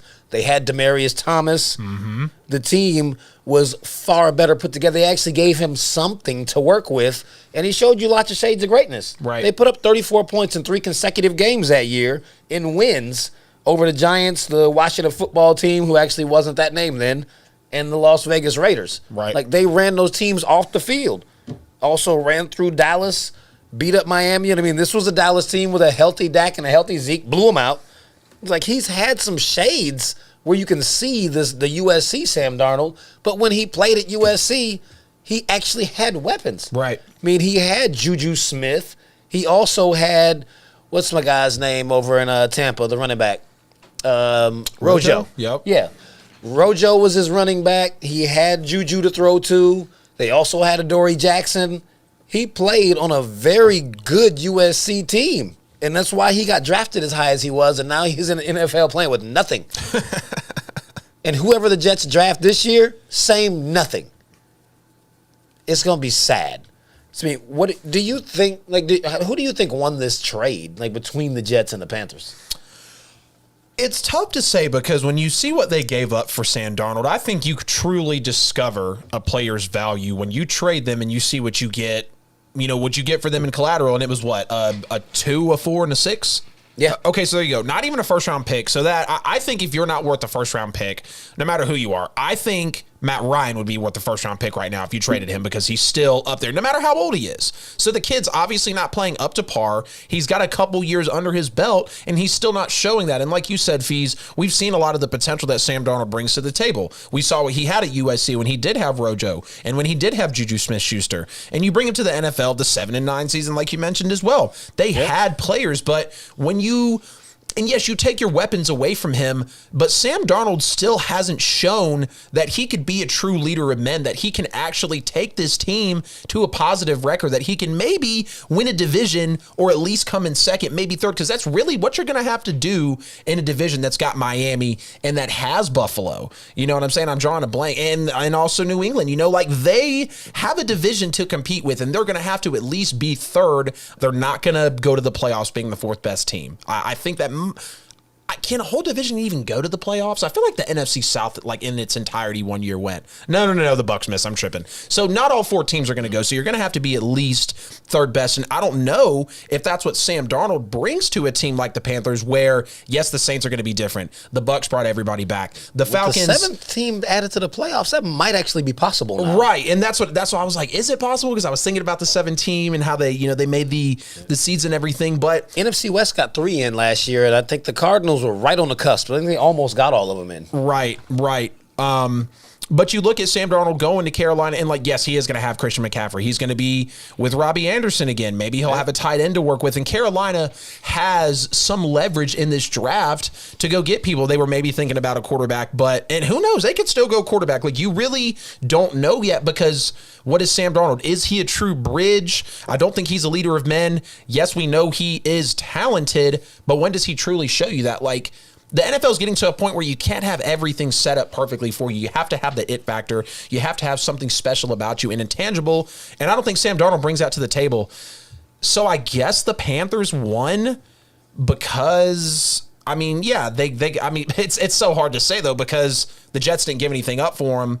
They got some picks back in return, but what is a 2, a 4, and a 6 really going to be? The 2 might be something this year, but you're really going to have to be digging for the 4 and the 6 to really hit. But at the same time, the 2 and the 4 are next year. They only got a 6 this year. There you go. Boom. There you go. And we know the draft is going to be lacking next year. And overall, when you look back, you're going to have to compare the actual, potential of this player versus what Sam Darnold is now. So it's tough to say, but I hope Sam Darnold turns his career around, because he's another one of those guys that's in the league. He's got a storyline around him. We know he can be special. Not even special. We know he can be good. But is he ever going to show that to us? We don't know. And I'm sure the Jets are tired of betting on him. That's why the Panthers didn't give up a lot. So we'll see what happens with him, man. Yeah, the Jets may be tired of betting on him, but they never actually bet. They didn't give him the opportunities to be what he could be. Right. They had nothing around him. It's a pretty sad situation. What he's working with out there now, he's got Curtis Samuel, Robbie Anderson, and DJ Moore. They might actually draft a wide receiver to add to that core. So, if they can get a top flight number 1 guy to go along with them and a healthy Christian McCaffrey, they could absolutely really turn a corner this season. Right. So, I think that's really looking up for them. The Panthers definitely won this because, they gave up some draft picks next year to get a quarterback, and now they can actually focus on something else in the draft other than trying to take a chance on an unproven guy. Right. So, they're not drafting high enough to be guaranteed they're going to get the guy that they want. Right. And, Teddy Bridgewater, he is a bridge quarterback. He's like the ultimate bridge guy. Yes. So it's they're not going to get rid of a bridge guy to bring in a new bridge guy. I think they really have faith that Sam Darnold can actually be that. He's extremely happy about the move. He's needed this in his life. You look at what they're playing next year. He's got the NFC South, so between the Falcons, Saints, and Bucks, the Bucks are the only one that really are toting a pass rush that's just going to really be in your face the entire game. Right. Which is something that is very different from what he's actually been playing against. Because playing in the AFC East, people don't generally watch the games because they feel like New England just beats everybody and all the teams are garbage. Right. All those teams have excellent front sevens. They get to the quarterback. He's playing against that 6 times a year, and they're familiar with him. It's he's not going to be up against the same type of pressure. He'll have better weapons at his disposal. Then they play the NFC East. You get Dallas with their horrible defense. The Giants are in some type of a rebuild. They might be all right. We still don't know. Philly is a huge question mark. Washington is the only team over there who we know has a really good defense. Mm-hmm. We're just looking at the front part of their schedule. They're playing against a bunch of teams that aren't going to be able to get pressure on him. So he's going to look very different coming into that. Right. They do play the AFC East, so he'll get a chance to play the Jets. They got rid of him, and now he's going to get to go in there and show them, if you got me weapons, this is what I could be. Right. So, I think they'll cook the Jets when they play them. Yeah, probably go and embarrass them in a really shameful revenge game. And like you said, it'll show the Jets hey, this is what I could have been if you would have got me some help. And more than anything, if they would have kept the help and actually built around him. So some of the criticism coming from my end is unfair on Sam Darnold because he hasn't been through the best. But and that's where the situations get so tough is how can you accurately judge a guy if we're just talking about a lot of what ifs? He had the 7-9 season, but he wasn't anything to look at. I think he had mono some of that season. You know, he had. I mean, Yeah, I think he missed Trevor's 3 games that year because of mono. Right, yeah, and that was like early on in the year, and yeah, the Jets season that year was absolutely insane. So listen, they very well could have made the playoffs that year had he played in those 3 games. I mean, 7-9 without your starting quarterback for those 3 pivotal games in the early on. Right. Like they could have easily at least been 9-7. Right, Could have definitely picked them to win 2 of those. right. They could have swung the pendulum. I Yeah. agree. That takes you to a winning season and possibly a wild card, and now then the whole conversation would be different. Right, and now we're going to see another case of somebody escaping from Adam Gase. Like, maybe with Adam Gase is he just sees great talent, he just doesn't know how to mentor it. You know, like he sees what they bring to the table, but then it's like when you hand him the keys to the kingdom, he doesn't know how to just put it in the lock and open the door. Like that's what it is with Adam Gase, because like you said with Tannehill, yeah, he's handing the ball to a beast right there, but he's still there. He throws a very accurate deep ball. He can make a couple intermediate throws a game. And when you look at Sam Darnold, he's more athletically gifted than Ryan Tannehill. And you kind of look at their play style. Going to the Panthers shouldn't have to ask him to do too much, especially with Christian McCaffrey coming back, as he is the heart of their offense. Oh, yeah. I mean, Joe Brady has been looking like the quarterback whisperers. I mean, we'll see if he can whisper that same life into Sam Darnold. Right. I mean, they got the new coach, new owner, like me not a new owner, but no, they brought in Matt Rule and Joe Brady. So like they got a whole new regime in there. They weren't sold on Teddy. Right. I mean, Joe Brady was supposed to be Teddy's guy. Like, he brought him in there because he was with the Saints and he ran the offense, so he knew it, and they still don't want him. Exactly. And when I saw that they signed him to that 3-year, $60 million deal, because I said it when Teddy was with the Saints, I was like, if somebody offers him the money, he'll go. And I feel like he was overpaid, but I understand finding a quarterback in the NFL, understanding how coachable Teddy Bridgewater is. I mean, he's a perfect system guy. He'll pick up on anything you're telling him, and he'll manage a game or win it for you. I mean, we saw he went 5-0 with the Saints and played himself into a contract. I just do think it's unfortunate. I know Carolina did just have a shaky season, but I think overall it's unfair to judge any player really toughly from last year, because look at what the season was. You know, I still think Teddy Bridgewater has a career in the NFL. I don't want him to be a backup. I think he is a starting quarterback in this league. You just have to look at also, again, with the Panthers last year, what did he really have at his disposal? The heart of the offense was gone in Christian McCaffrey. Oh, yeah. I mean, he might end up being a starter for the Houston Texans next year in lieu of that whole situation. You're not lying, man. They're going to be picking for anybody. I mean, they got Tyrod Taylor, but I wouldn't be surprised if they brought Teddy in, too. I would take Teddy over Tyrod Taylor all day, twice on Sunday. Yeah. Easily. So we're probably going to see Teddy as a Houston Texan or a Denver Bronco. Petty Sports Stradamus. Here we go. Here we go. So, man, I know y'all been waiting on it. Some of y'all have been really, really waiting on it. Y'all know what we got going on. Y'all see it on the hat. The Atlanta United, the Five Stripes, Vamos Atlanta. They played the first leg of the CONCACAF Champions League yesterday out there in Costa Rica. I'm not even going to destroy the name of that team because I don't know how to pronounce that. Alajuelense, I think. That's how it looks. I think I heard like one pronunciation, but I didn't commit it to memory. But I want to say it would be Alajuelense. See, I wasn't going to say that. There we go, brother. But man, the match was crazy last night, man. Like I was actually kind of searching, trying to figure out how exactly Atlanta United qualified for CONCACAF for this year, because last year was pretty bad. Being between COVID and no Joseph Martinez, like it was understandable why last year was what it was. But then it was like, oh, they got in because there was no U.S. Open Cup last year. Mm-hmm. So Atlanta United was the 2019 U.S. Open Cup winner. So they automatically qualified for CONCACAF this year because of it. Right. So that's how they got in. I'm like, all right. Because, you know, like you really run into when you start playing in all these other tournaments in CONCACAF, Campeones Cup, U.S. Open Cup that aren't MLS matches, you start playing a lot of matches in a lot of days and having to really, like, play with the lineups. Right. To not just kill the boys out there. Right. Which is what I was kind of concerned when I saw the lineup yesterday. I was like, wait, why are you starting this lineup? But then when I looked at this, like, okay, all right. Like, I think you're really trying to figure out how best to manage this with 3 matches in 11 days. Right. Because they play leg 2 next Tuesday and then open the MLS season on the 17th, the following Saturday in Orlando. So, like, with 3 matches, like, you want to be fresh for Orlando because that counts. Right. I mean, they all absolutely want to win the CONCACAF, but you got to have your dogs ready for the MLS season. I agree. Yeah, so, I mean, they won the match 1-0. It really was a barn burner. I mean, just some highlights of what we actually saw out there. I mean, Ezekiel Barco got the one lone goal of the match via penalty kick. Right. Which, if that hadn't happened, it probably would have been a draw. That was a good role for United there, too. That really helped in that game. Extremely. Absolutely. Then we had the whole ridiculous play. It's like Barco had to make up for what he did by getting that penalty kick. Right. Because he checked the ball back to Brad Guzan. He has to run out of the box, gets hit for a red card. Yep. Now he's out. We towed in an 18-year-old guy no one's ever seen. It looked like when he was getting ready to come into the game, they had to grab him and be like, no, that way. You're that goal. So Rocco Rios Novo. I'm like, oh my God. Like, who is this kid? Like, I hope they don't put 8 goals on us with him in there. Right. But then he just blew everybody's mind. He went in there and he got 6 saves. Yep.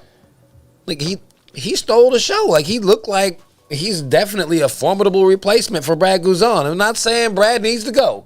But in the event, Brad is starting to get a little older. We definitely need to sign this kid to an actual, a real extension. Right. He signed a 4-day contract on Monday, and now he's starting again this Tuesday, so they'll definitely have to do something with that. Right. He can't start Tuesday without an extension. Right. I agree. And you look at you're bringing in a young guy that, like you said, you've got the aging guy, Guzan on the team. And when you find someone 18 years old, it seems like these athletes just continue to get younger and younger, and they're becoming better and better at a younger age, already hitting that point to where you're showing on the tape and you're showing on the field what you need to be a professional. Now you're just going to continue to elevate and get better. And you look at a team like Atlanta United feeling completely lost last year, not having Joseph Martinez. I mean, they were ugly. They were really ugly. Nobody talked about them. Every time United got brought up, it was just like, okay, let's quit talking about it now. Now they've got Martinez back, who he didn't look like the Joseph Martinez we're used to seeing, but he's still getting his bearings. So, he's still inching back. But after, 14 months of not seeing him, it feels really good to have him back on the field because he's the captain. He's the dude of Atlanta United. And then you bring in the 18-year-old that was able to replace Guzan. And like I said, the fact that he was called on, was able to have 6 saves, and overall, in a way, carried us to win, because when he needed to make plays,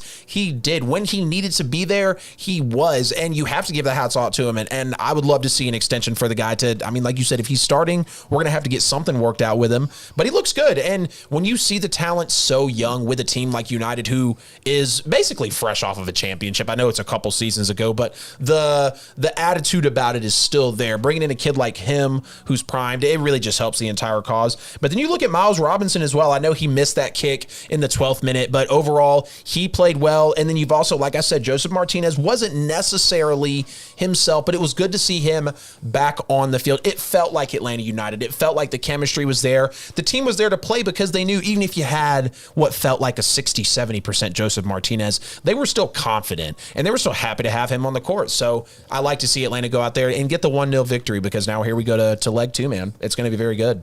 Oh, yeah. Initially watching the match, I was like, man, this is looking eerily similar to some Frank de Boer ball. Like, why are we playing so much defense? There's no offensive aggression. No one was shooting on the goal. We only attempted 8 shots on goal. Wow. But as we continue to watch embarrassing. But as we continue to watch, and I looked at the scheduling and everything else, Joseph didn't come in until the 67th minute. So, he was being very, they're working him in real slow. Right. Trying not to do too much. But I really think that game plan was more a mechanism to conserve the players' energy, since they got to play again Tuesday and then Saturday in their first MLS match. Yep. So I'm thinking I'm not going to pass judgment on their lack of aggression until I see what they do against Orlando City on Saturday of next week. So I think we'll get the true Atlanta United for that match. Right. I just don't think they don't want to come out and just throw everything out there. Right. So, with the 1-0 victory, you get the I don't know if it's 2 or 3 points, but you get extra points in the aggregate for away goals. So, even if this next one is going to be Tuesday at Kennesaw State, if it's a 1-1 draw, then we win and move on to the next round. So it's definitely a good look. But, man, the 18-year-old, man, Rios Novo, he played over his head. We just had to check him out. So, like, see, who is this kid, man? He's only on a 4-day contract, which I know they're going to get that thing re-signed, but he was a starter for Argentina in the U17 World Cup, and then again for South Carolina, for South America in the U17 Championship in 2019, and he actually pitched 5 shutouts in 8 matches that he started to win that championship. Wow. So, like, he does have some of that ice water in his veins. He's been in situations where it's high pressure and everything on the line. So, I mean, I think that probably played a lot into him stepping into this match like, all right, it's my time. Right. I mean, he looked nervous and looked young, but as soon as he got out there, it's like, all right, what was we need to get some jerseys then. Like, what number are you going to wear? Right. How long they going to keep you? That's what you hope for, man. That's what you hope for when you see a guy that young who's already so talented, and he's got it in him to put the team on his back, to know that he's got to do it. Yes, I mean, we've relied so heavily on Brad Guzan for so long. I mean, basically ever since the team came into existence in 2017. So, I mean, as he starts to age, it's like, hey, what are we going to do when there's no more Brad? Right. I mean, I think this kid could very well be the answer. We absolutely can't let him go. Got to hold on to him. So, man, we've reached the top of the hour. We're going to go ahead and pay these bills one time before we come back. We got quite a few more topics for you. I told you the quarterback combine is coming up. It We're is. going to talk a little Manny Pacquiao and Bud Crawford. So, man, keep it tuned. Man, you already know. Appreciate that, Feez. Guys, be sure to check us out. We're going live from the Petty Sports YouTube channel tonight. Of course, we're still on Kingz Broadcasting Studios. Be sure to check them out on social media at Kingz Broadcasting or Kingz Broadcasting Studios, Facebook, Instagram, Twitter, the YouTube channel. Same thing for Petty Sports, Facebook, Instagram, Twitter, the YouTube channel as well. Don't forget to check out Petty Sports on Apple Podcast. Like I said, YouTube, Spotify as well, Google Podcast. Make sure to go to Boxcast. You can type in Kingz Broadcasting. We'll be on there. Check out Live 365, guys. We're literally everywhere. Don't forget, we got the tumblers, we got the hoodies, we got the masks, everything, guys. Be sure to check it out. Super, super comfortable merch, too. It's nothing crazy, not trying to be too extra, just a simple hoodie, nice graphic on there. Be sure to get one. Be sure to check it out. And as always, we love having you guys in on Wednesdays. Hop up in the chat, whether you're on Facebook, YouTube, Periscope, everywhere that we're at, Twitch. Let us know. Let us know what you like, what you don't like. What more do you want to see on the show? You know what I'm saying? So that's it, man. I think we got it off of us, brother. Let's go ahead and take it back. Yes, sir. You are now listening to Petty Sports, the podcast brought to you by Kingz Broadcasting Studios. I'm your boy, the host, Mr. Famous Feez. They call me Fax. Got my main man, Adam, over here chopping it up. Yes, sir. You already know, man. You already know what time it is. Wednesdays, 8 p.m. Y'all already know you shouldn't be anywhere else, right? Like, it's here. It happens here every Wednesday, 8 p.m. Eastern time. I already told you everywhere we're at. There's no excuse not to be there. You're just missing out on the fire content at this point. I mean, that's just what it boils down to. The information is there. Choice is yours. Oh, yeah. I mean, you want to sound like you know what you're talking about with your homies? Go ahead and tune in. Take notes. We got it all for you. So, man, we're going to kick this one off with Manny Pacquiao versus Bud Crawford, set for June the 5th. We got a monster matchup of an aging legendary boxing star and Bud Crawford, who everyone believes is one of the up-and-coming future stars of the sport of boxing. I mean, Manny is 42 years old. He's a senator. He's been in millions of blockbuster fights. Not a whole lot to even say to precede Manny. Everyone knows who Manny Pacquiao is. Monster. So between Manny Pacquiao and Bud Crawford, how do you see this mega fight panning out? So the first thing that jumps out to me is Bud Crawford hasn't had a fight like this yet. He hasn't had the big time event, you're on the card, you're getting the check, you're on the commercials, you're on the advertisements. Like, you are the event that we're pushing. And when you see guys that, like you said, coming up, people believe that he is going to be the next big thing.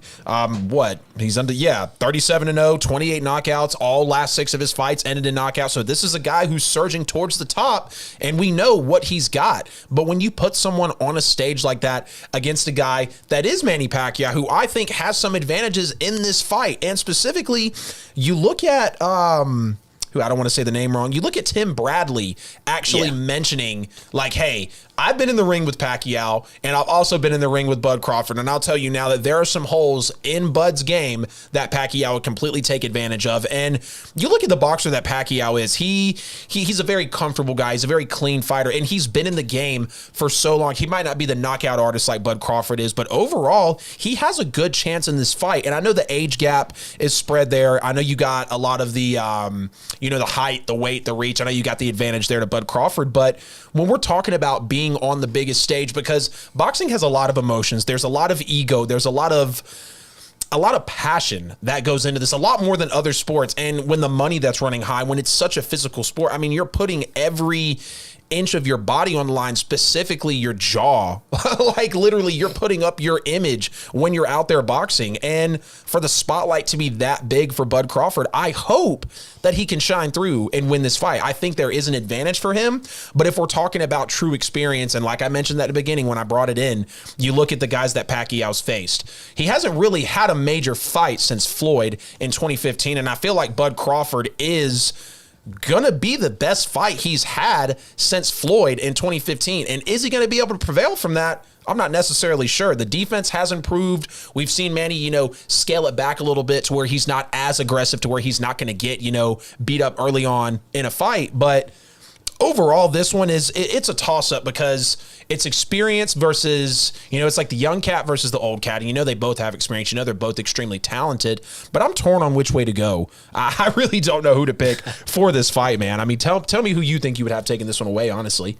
Oh, I'm taking Manny Pacquiao easily in this fight. I don't really think that this is a great matchup. I mean, it's good for the sport of boxing to get Bud Crawford in the ring with Manny Pacquiao, but Bud has not fought anyone that's anywhere close to the level of experience of a Manny Pacquiao. Right. Like, let me give you Bud Crawford's list of prominent boxers that he's beaten. Amir Khan, list over. He hasn't fought anybody. The other 36 guys are all meh. They don't know who any of those people are. Right. You look at Manny, it's like, man, I know you were saying he hadn't fought anybody since Floyd. He recently beat Keith Thurman. Yeah. Like, that was after the Floyd fight. I mean, everybody thought that Keith was going to be too young, hits too hard. None of that happened. So, I mean, Manny is far too experienced a boxer. Right. I mean, we kind of get jaded because we watch what Juan Manuel Marquez did to him and put him to sleep. But he fought him 4 times. Yeah. Like, after you get in the ring with somebody that many times, they start to know you and your style. Like, all that herky-jerky stuff that he do is like, okay, like, I got something for that. Right. And, I mean, just to your point, like saying Timothy Bradley was talking about the fact that he had fought both of them, and he's like, this is, this could be a dangerous fight. We heard very similar things from Marquez when Mayweather and Pacquiao fought. Right. Because he fought both of them. Mm-hmm. And he was like, hey, he's not going to be able to hit Floyd. He's like, I fought you 4 times, and Floyd, he basically knocked Marquez out. Right. He's like, hey, like, that guy is different. He's not going to be able to hit him. He's going to win easily. Right. The fighters know, especially if they've actually fought both of them. They're like, nah, like, I was able to do this to you. He destroyed me, and he's going to do it to you too. Yeah. So, I mean, I think it'll be a good money fight for Bud, but I don't think he wants anything to do with that. I mean, you look at how short his list is, and you look at Manny. Right. Beat Eric Morales, Juan Manuel Marquez, Oscar De La Hoya, Ricky Hatton, Miguel Cotto, Antonio Margarito, Sugar Shane Mosley, Timothy Bradley. Yep. The idiot Adrian Bronner, or Broner, however you say his name, whatever. And Keith Thurman. It's like, man, his list is a mile long. Mm-hmm. There's a reason why Manny is a legend. I'm not even a Manny fan, but Manny's going to take Bud Crawford apart. I might root for Bud, but I wouldn't put 30 cents on it. Yeah, the thing about Bud Crawford, too, is you've seen in some of the fights, he's found himself in a lot of give-and-take situations to where he'll get beat up early and often, but he's got the resilience and he's got the agility to go far in the fight. But stepping into the ring, like you said, with a guy like Manny, who he's going to be able to understand, and he preys on when he feels a weakness. I mean, any good fighter does, but when Manny senses weakness, when Pac-Man sees it, man, he goes for it. Like, he's coming straight for you, and he's going to take the match then and there. He's not going to let the moment slip. He's not going to let it get away from him. He is going to capitalize then and there, and that's, like I said, something you've seen Bud Crawford doing, is getting in and just really relying on his chin and his power to win him the fight. And you can do that. He's 37-0. I'm not taking anything away from you, but you haven't fought a Manny Pacquiao yet, and Pacquiao can hang with the best.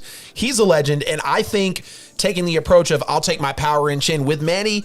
Manny's smarter than you, brother. He's been doing this a lot longer than you. You might be the knockout artist, but he's got the knowledge. He's going to be up there, and I think if he takes that approach, Manny could potentially make quick work of him. I mean, you've got Timothy Bradley saying, hey, bro, I'll spar with both of you. I'm just letting you know because you're kind of on that level right now to where this fight's either going to boom or boom. You know what I'm saying? And you want to be on this end. So proceed with caution. Hey, Bud better start asking about those tests. Right. When we doing blood work. Right. What's happening? Like, I wanted 30 minutes before the fight. Right. For Like, real. Man, Manny's a lot stronger than folks be giving him credit for. He is. And what is he, like 5'6", 5'8", something like that? He's 5'6". He's tiny. Exactly. And yeah, that dude packs a punch. Yeah, like I said, I think depending on power and the chin to win what's going to be a hell of a fight either way with Manny, I don't think that's the way to go into it. I don't at all. Because Manny, like I said, Manny is a little more reserved now. He's not going to be as flailing and as tenacious as he was. Like, as he's gotten older, he's understanding, okay, I can't put my body out there like that. I can't try to always be there with the head movement. I might need to take just a little bit of a step back. You're still a hell of a fighter. You're not being weak. You're preserving yourself because my career's advancing. And a guy like Bud Crawford could knock his ass out. That's not out of the question. But taking that approach, I don't think it's within the best interest of Bud Crawford. I definitely don't. No, if he comes in looking for the knockout, he might get knocked out. Exactly.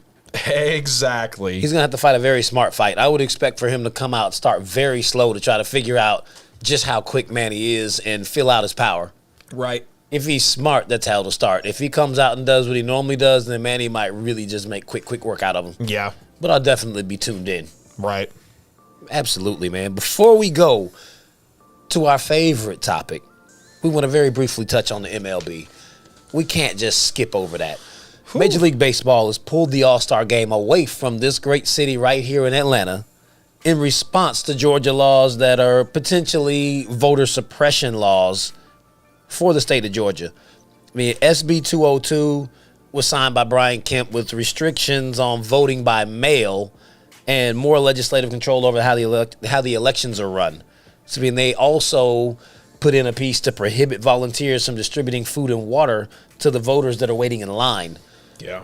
It was like, I mean, you're making a push to cut the mail-in ballots, which we all know are majority Democrat votes. So you have Republicans like, all right, we need to get rid of those. Right. And I think it's a great move for the MLB. I mean, it sucks for the city that the All-Star game isn't here, but I mean, it's something that the MLB they needed to do. They took quick action and they relocated that thing. Right. And the MLB needs just the state of Georgia needs to be held accountable for that. Right.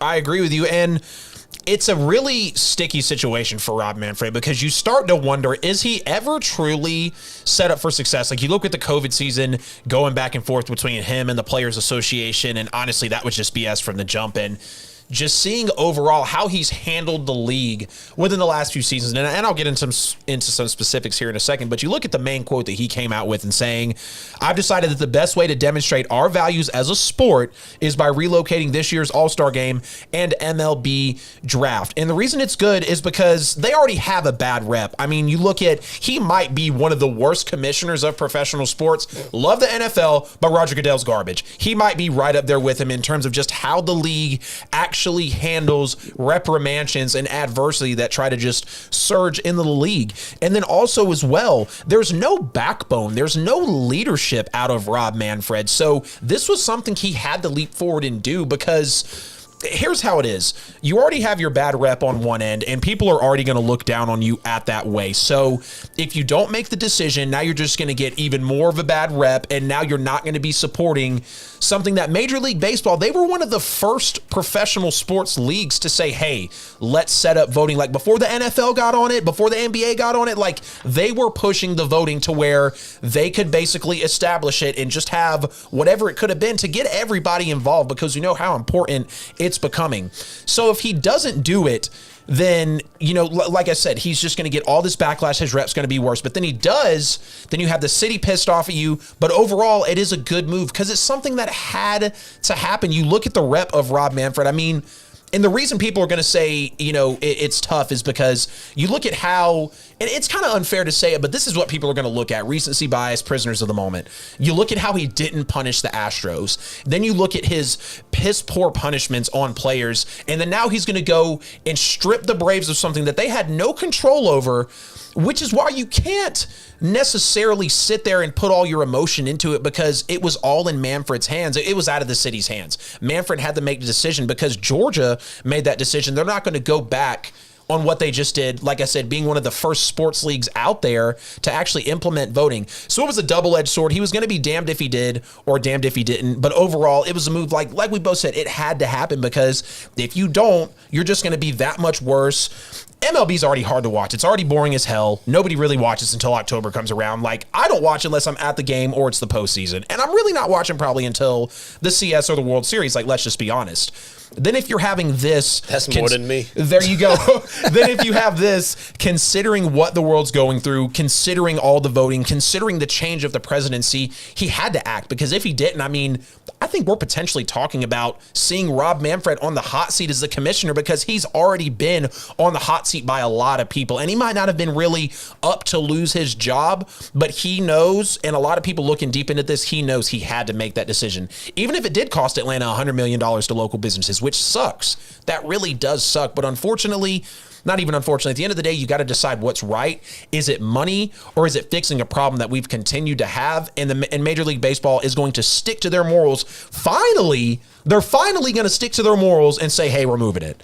So they don't need to blame Major League Baseball for the $100 million. Right. Blame Kemp. Right. There you go. He did this. There you go. Exactly.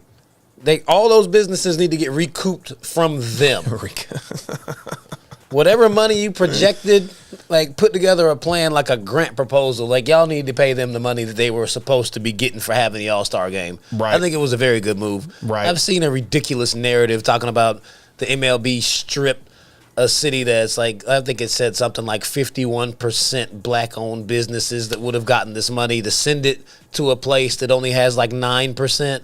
But those numbers have nothing to do with why the decision was made. It just so happened that Atlanta and Colorado are very differently made up, just on on who lives in each place. Exactly. And that's where people are going to weigh into it with emotion. And in a way, ironically, if you get what I'm saying, because Atlanta, obviously, there are black people in Atlanta. There's no doubting that. Like, Atlanta is an iconic place. It's here for hip hop, for the clubs, like for the bars. Like, Atlanta is an iconic place. Knowing that voting and with the suppression laws is already, it's already progressing along. If you don't make a move for a city like that, it's just going to be that much worse. So I agree with you. People shouldn't be looking at it, oh, they took it away from, black businesses and putting it over here. No, they're sticking to their morals. It's just unfortunate that those are, basically the data that's presented to us. Don't feed all of your emotion into it, because at the end of the day, like I said, he's damned if he did or if he didn't. It was a tough situation to make, but I think finally Major League Baseball made the right one. Yes, Atlanta's out of $100 million, but oh well, you shouldn't have implemented the voting laws. Like you said, bro, it falls back on who made the decision. Don't want to get into that aspect, but you're totally right about that. Oh, yeah, absolutely. So, man, enough about that ridiculousness. I'm glad I looked into that, too, because initially I was pissed. Like, I wanted to go to the All-Star game. I knew it was coming. Like, I was asking some friends about it, and I remember when they talked about it, I think in 2019, they were like, yeah, All-Star game coming to Atlanta. I was lit about that. I was like, let's go. Gonna be in the Battery. Gonna have a full weekend, and now it gets stripped. But like I said, not trying to think with the emotion, because look at the bigger picture. It was a good move for baseball. Like I said, finally, they made a good move. Yeah, home run derby is the best thing they've got going for baseball, hands down. I actually watch that. That's like one of the only things that they do that I'll make sure I see that. Right. That's exciting to watch. Mm-hmm. Nothing else really is. Right. So, man, let's move on to something that is really exciting. It is now time for the first edition of the Petty Sports Quarterback Combine 1.0.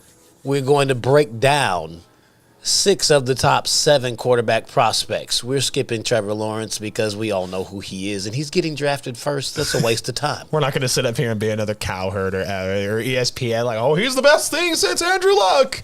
We've been hearing that. We know he could have been the number 1 pick after he won a national title. Like, we know that. We've been hearing all that, man. Yeah, no need to do that. So, man, first quarterback up on the Petty Sports Quarterback Combine, Zach Wilson.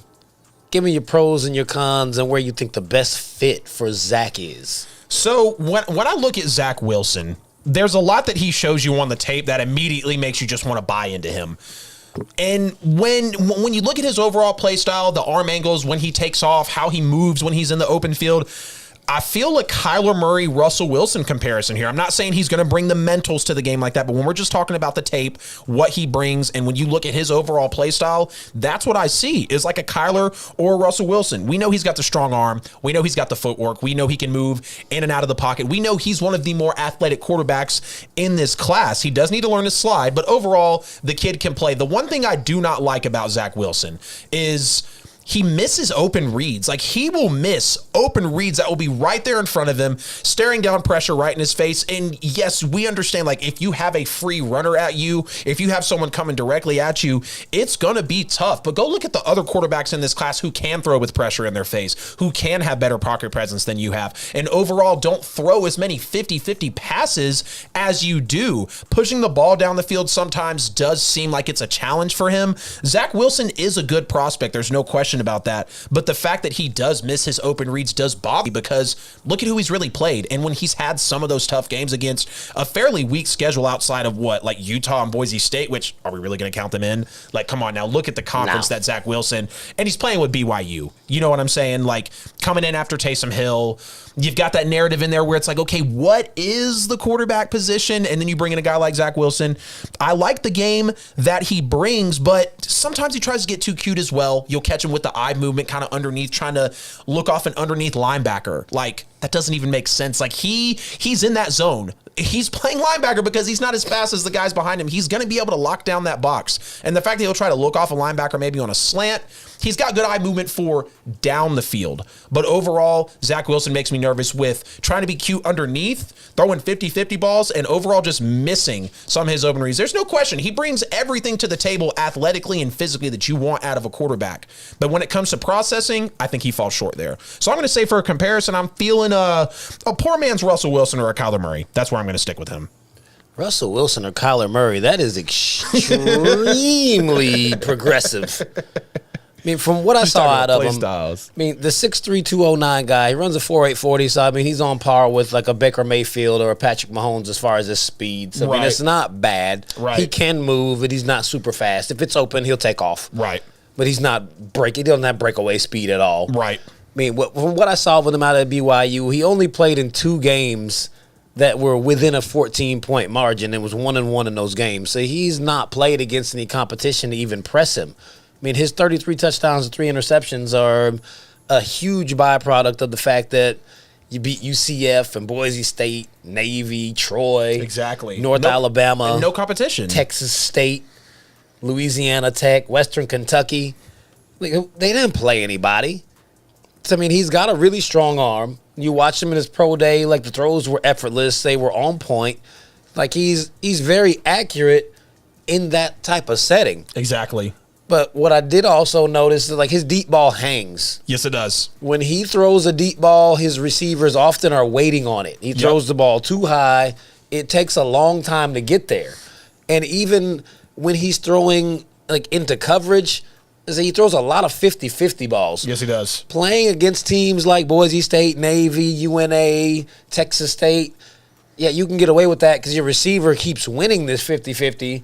Throwing those kind of balls against NFL caliber cornerbacks, he's going to throw a lot of interceptions. Exactly. Like, I can see him leading the league in picks. Yeah. Yeah. Like, that could very well easily happen. Yeah, and it wouldn't be a surprise because you look at his tape. Yeah, it's like he's not NFL ready with he doesn't make great reads and his arm isn't that strong. Right. He's not throwing that out route outside the numbers with enough juice to beat a DB. Right. Like that's pick 6 waiting to happen. Right. But I mean, what I see from him, I mean, he's at best he could be like a Kirk Cousins. Yeah.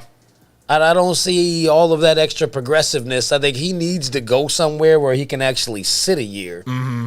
But he's probably going to go to the Jets because they're stupid. And he'll be a major bust, and you'll see that he's even worse than what Sam Darnold was doing there because the Jets have nothing for him. Right. If they pick him that high, it's going to be all bad. The best fit for every quarterback on the list would be San Francisco. Right. He can get away with some of this with San Francisco because of their schemes and how actually good their team is. Right. But I don't think he'll go there. He's going to go to the Jets, and he's going to crash and burn, and they'll be drafting another quarterback shortly. Yeah. Kirk Cousins, I don't think he's a Kirk. I see what you're talking about, like how he actually plays out in the NFL, what he's actually going to transcend into. And like when we're looking at him in 3 or 4 years, like who would you compare him to from now? Yeah. And I don't want people to think that I'm saying he is a Kyler Murray or he is a Russell Wilson. But when you just look at the arm angles, what you see on the tape, how he carries himself and his overall play style, like that's the first person that popped into my mind. Like I feel like I get a little bit of the Kyler Murray with, wiggling on the scrambles, trying to kind of move around the outside, or if he'll just shoot up the middle like a Russell Wilson would. And like I said, the arm strength is there, but like you said, he does have people waiting on him a lot, and that's going to be a problem in the NFL. I think not being able to get the deep ball down and just missing open reads is going to spell defeat for him coming up in the league. And you're already going to a place that you won't have weapons. Exactly. And you're looking at the secondaries from the Patriots, from the Bills. There you go. From Miami, like you're going to a division that is defensively one of the better. Like they're one of the best defensive divisions out there. You know what I'm saying? That's 6 games where you're playing against secondaries that will eat you alive. Oh yeah. You talk about Buffalo with Hyde. Like I know Gilly's probably going to go to Cleveland, but like if Gilly's still there, like Miami secondary, like, and one of them is going to get a defensive player in the draft. Like and without question, and they're all pretty good at drafting. So like Zach Wilson going to the Jets, he will definitely be tested early and often. Oh yeah, it's going to be ugly for him. I'm not high on him at all. Yeah, I would hate to see it be so ugly for him because a lot of people have him. Like, to me, he's about my 4 or 5 quarterback. It's tough to put him in there because there's no competition. He shows you the physicality, but then when you see the glaring mistakes, like, that's going to spell defeat for him, So he does have one of the games where it's like, I want to see more off the bat because he's going to be asked to put right into the situation. With him being drafted, he is going to be a starter. It's not like maybe with a Justin Fields who might go to Atlanta is going to maybe sit behind that. I know. Zach Wilson is QB1 the day that they call his name at the draft. The day that it happens. Oh, yeah. He's not as bad as what he's going to look, but him being drafted... it's going to expose him early Him being on. drafted number 2 is going to place a heightened expectation on him, and where he's going... It's going to be horrible. So he's going to be labeled a bust off top. Yeah. I mean, he may be in another year or 2 trying to look for a similar thing like what Sam Darnold finally got out of there. Right. Like the Jets is not where you want to go. Right. It's all bad. Next quarterback on the docket, we'll get to a much better quarterback, in my opinion. Justin Fields, the Georgia boy. Yes, sir. Transferred to Ohio State, transcended everything. I mean, I feel for Georgia fans. The fact that pro day for Justin Fields was not in Athens speaks volumes. You went with Jake from State Farm instead of Justin Fields. Like how stupid is that? I don't understand it, but we're not even going to give Georgia that much airtime. They do not deserve it with that mess up, bro. So, man, what do you see out of Justin Fields? Justin Fields, he's my favorite quarterback in the draft. I love everything I see from Justin Fields, and the guy doesn't have, it's kind of like with another quarterback that we are going to mention here. He doesn't have a whole lot of bad tape. He does a lot of, and that's another thing with this draft, this quarterback draft class is most of these guys physically, with the exception of maybe 1 or 2, and athletically bring to the table what you want. They've all shown that they can make the big throw if they need to. They can take off. They can make the read. But when we're talking about Justin Fields, I mean, he's right there behind Trevor Lawrence. He's obviously my number 2 quarterback in this draft. He can make any throw you need him to. The guy's the best athlete in the draft. There's no question about that. And he's coachable. You'll see him make some mistakes maybe early on in the game or early on in the season, and then you'll see Ryan Day coming right back, running that same play, and there's Justin Fields with the improvement. Maybe throwing the ball a little earlier or later like he needs to, or just making the better read, understanding the play, overall. The only gripe I have with Justin Fields is I don't like his pocket presence. I don't feel like he is a guy that's going to be able to, I'll say it right now, I think Mac Jones probably has the best pocket presence in this draft next to Trevor Lawrence. We know he's great at everything. And hell, it could be better than Trevor. I did not do any Trevor study because we know we've already got it all out there. We know what Trevor Lawrence is. But Justin Fields being in the pocket, he can seem like a statue sometimes. And, he won't be able to live to see another day. He might try to scramble out and make a silly throw that's going to turn into an interception, or he just won't throw it away in general, like I mentioned. Overall, Justin Fields is a very good quarterback, and he brings everything to the table that you want. There's just a couple things in his game that obviously he needs to tweak, but overall, Fields is set up for success to go to any team in the NFL. And honestly, I think a fair comp to him was I can see Deshaun Watson in him, a more athletic Deshaun Watson, if we're being honest, maybe a better arm. I mean, they're both probably, they're both pretty even more than likely, but Justin Fields he's the best athlete in this draft. The only thing is I want to see better pocket presence out of him, really.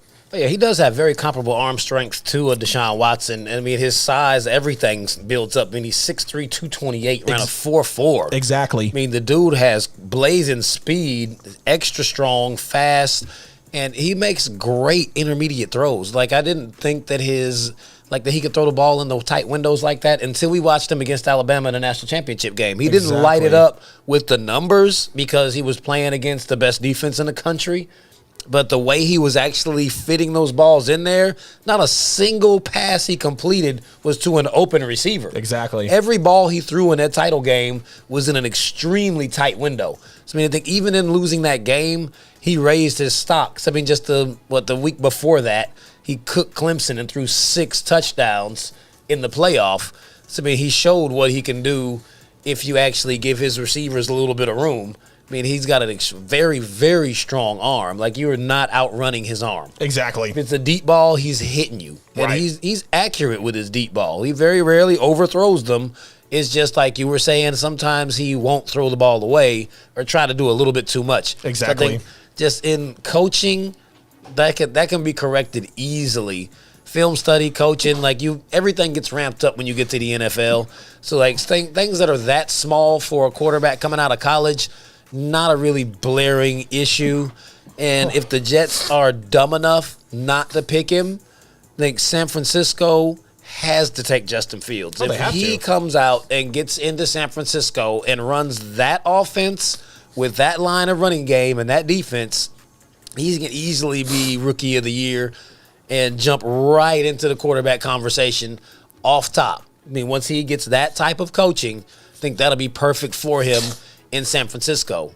If not San Francisco, I would love to see him go to the Falcons. I know nobody wants, there's a lot of people who really think that Matt Ryan has a lot more time left. He doesn't. He just got a massive contract.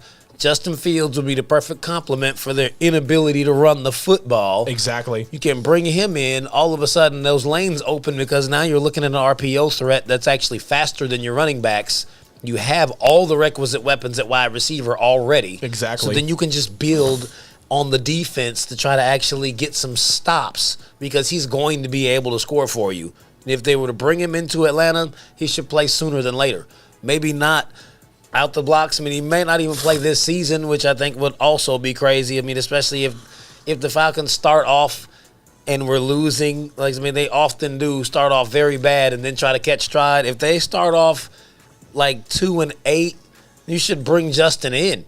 I think they really should go quarterback. And Justin Fields, if he's available, they would be it would just be stupid to take Kyle Pitts instead of Justin Fields. When you got a quarterback like that available and your quarterback is aging, right? It's time. I mean, Green Bay picked Love or whatever that dude's name is. Yeah, Jordan Love. I was about to call him Kevin Love.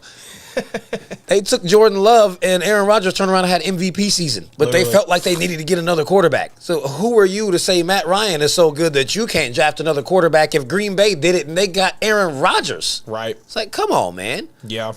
Justin Fields is my favorite quarterback in this draft, and I have the highest hopes for him because when he came to Georgia and he only literally came on the field to run the ball, when he transferred to Ohio State, being a Georgia fan, I was upset because I was like, man, we never got to see this kid. He goes in his first game with Ohio State, and they're running all over the place. Like, they're literally putting up points out of nowhere. One throw away from his first year going to the national championship, goes the next year. So, like, this is a guy who is one throw away from being both seasons as a starter in college football. He was in the national championship game and had a chance to win both of them. Like, yes, he would have played powerhouses. There's no question, but he still would have made it there, So I have the most hope for him because I think he has the most potential out of everybody in this draft next to Trevor Lawrence to be the next big quarterback in this league. He really does. I love what I see from Justin Fields. Just so long as he doesn't go to the Jets. Right. It's a black hole over there, man. That's not a good look for anybody. Right. They need to bring some sort of help in because it's not an attractive job at all. I mean, you have Robert Saleh, but if there's no talent, you can only be so great at coaching if you're throwing broomsticks and lawn. There's like, where you at? So. Yep. It's been very similar to Justin Fields. Our next quarterback up for the quarterback combine is Trey Lance out of North Dakota State University. 6'4", 226, ran a 4.5 40. His stature is very similar to Justin Fields, and he can also be compared to a Deshaun Watson or like a Cam type quarterback. He's coming from a very small school, but we also just saw Carson Wentz come from this school, so they have been put on the map. Yep. He did take them to a national championship game. He did throw for 28 touchdowns and 0 interceptions in the last season that he played in 2019. Yep. He is a very interesting prospect. What are your pros, cons, and where do you see Trey landing? So Trey Lance is, like you said, he is a lot like Justin Fields. The only thing I would say in their game is one, Trey Lance actually does have some pocket presence. He can display when he can pick up pressure. Like, he's got the arm angles like Justin Fields. He, of course, can run like Justin Fields. The only thing is he's one of the biggest question marks of this draft because he feels like a one-year wonder. Like, you had the one game from last year, which obviously, like, that season was crazy, but, like, he still doesn't have the time under his belt. So, NFL teams looking at him in the draft are going to wonder, does this guy have the knowledge? Has he seen enough at all to come into the league and actually be a reputable quarterback? And he can throw on the run. He can make the reads. He can keep his eyes downfield. He can throw off platform. Like, he is a very gifted guy, but we're not sure because of the consistency. And like we've said, it's been a one-year thing. We don't know if Trey Lance is truly that guy that can take the team to the next level because he feels like a project guy a little bit at the end of the day because you don't know what there is. Like, yes, it's from 2019, but with playing the one game, you've got all this other tape on these other quarterbacks. You got a couple SEC quarterbacks in there as well, along with a Trevor Lawrence and a Justin Fields. So the quarterback class is deep.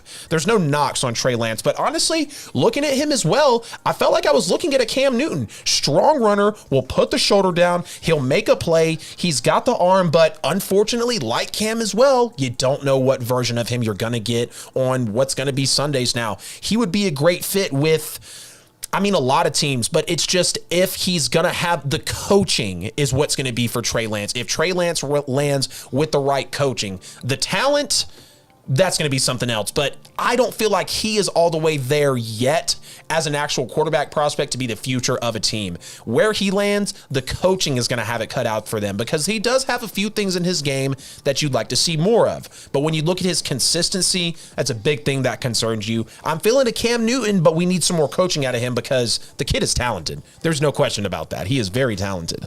Oh, yeah, absolutely, man. It's like it was almost like night and day watching his pro day and watching his actual games. Right. In his pro day, he overthrew a lot of deep balls. Like, his accuracy was kind of inconsistent.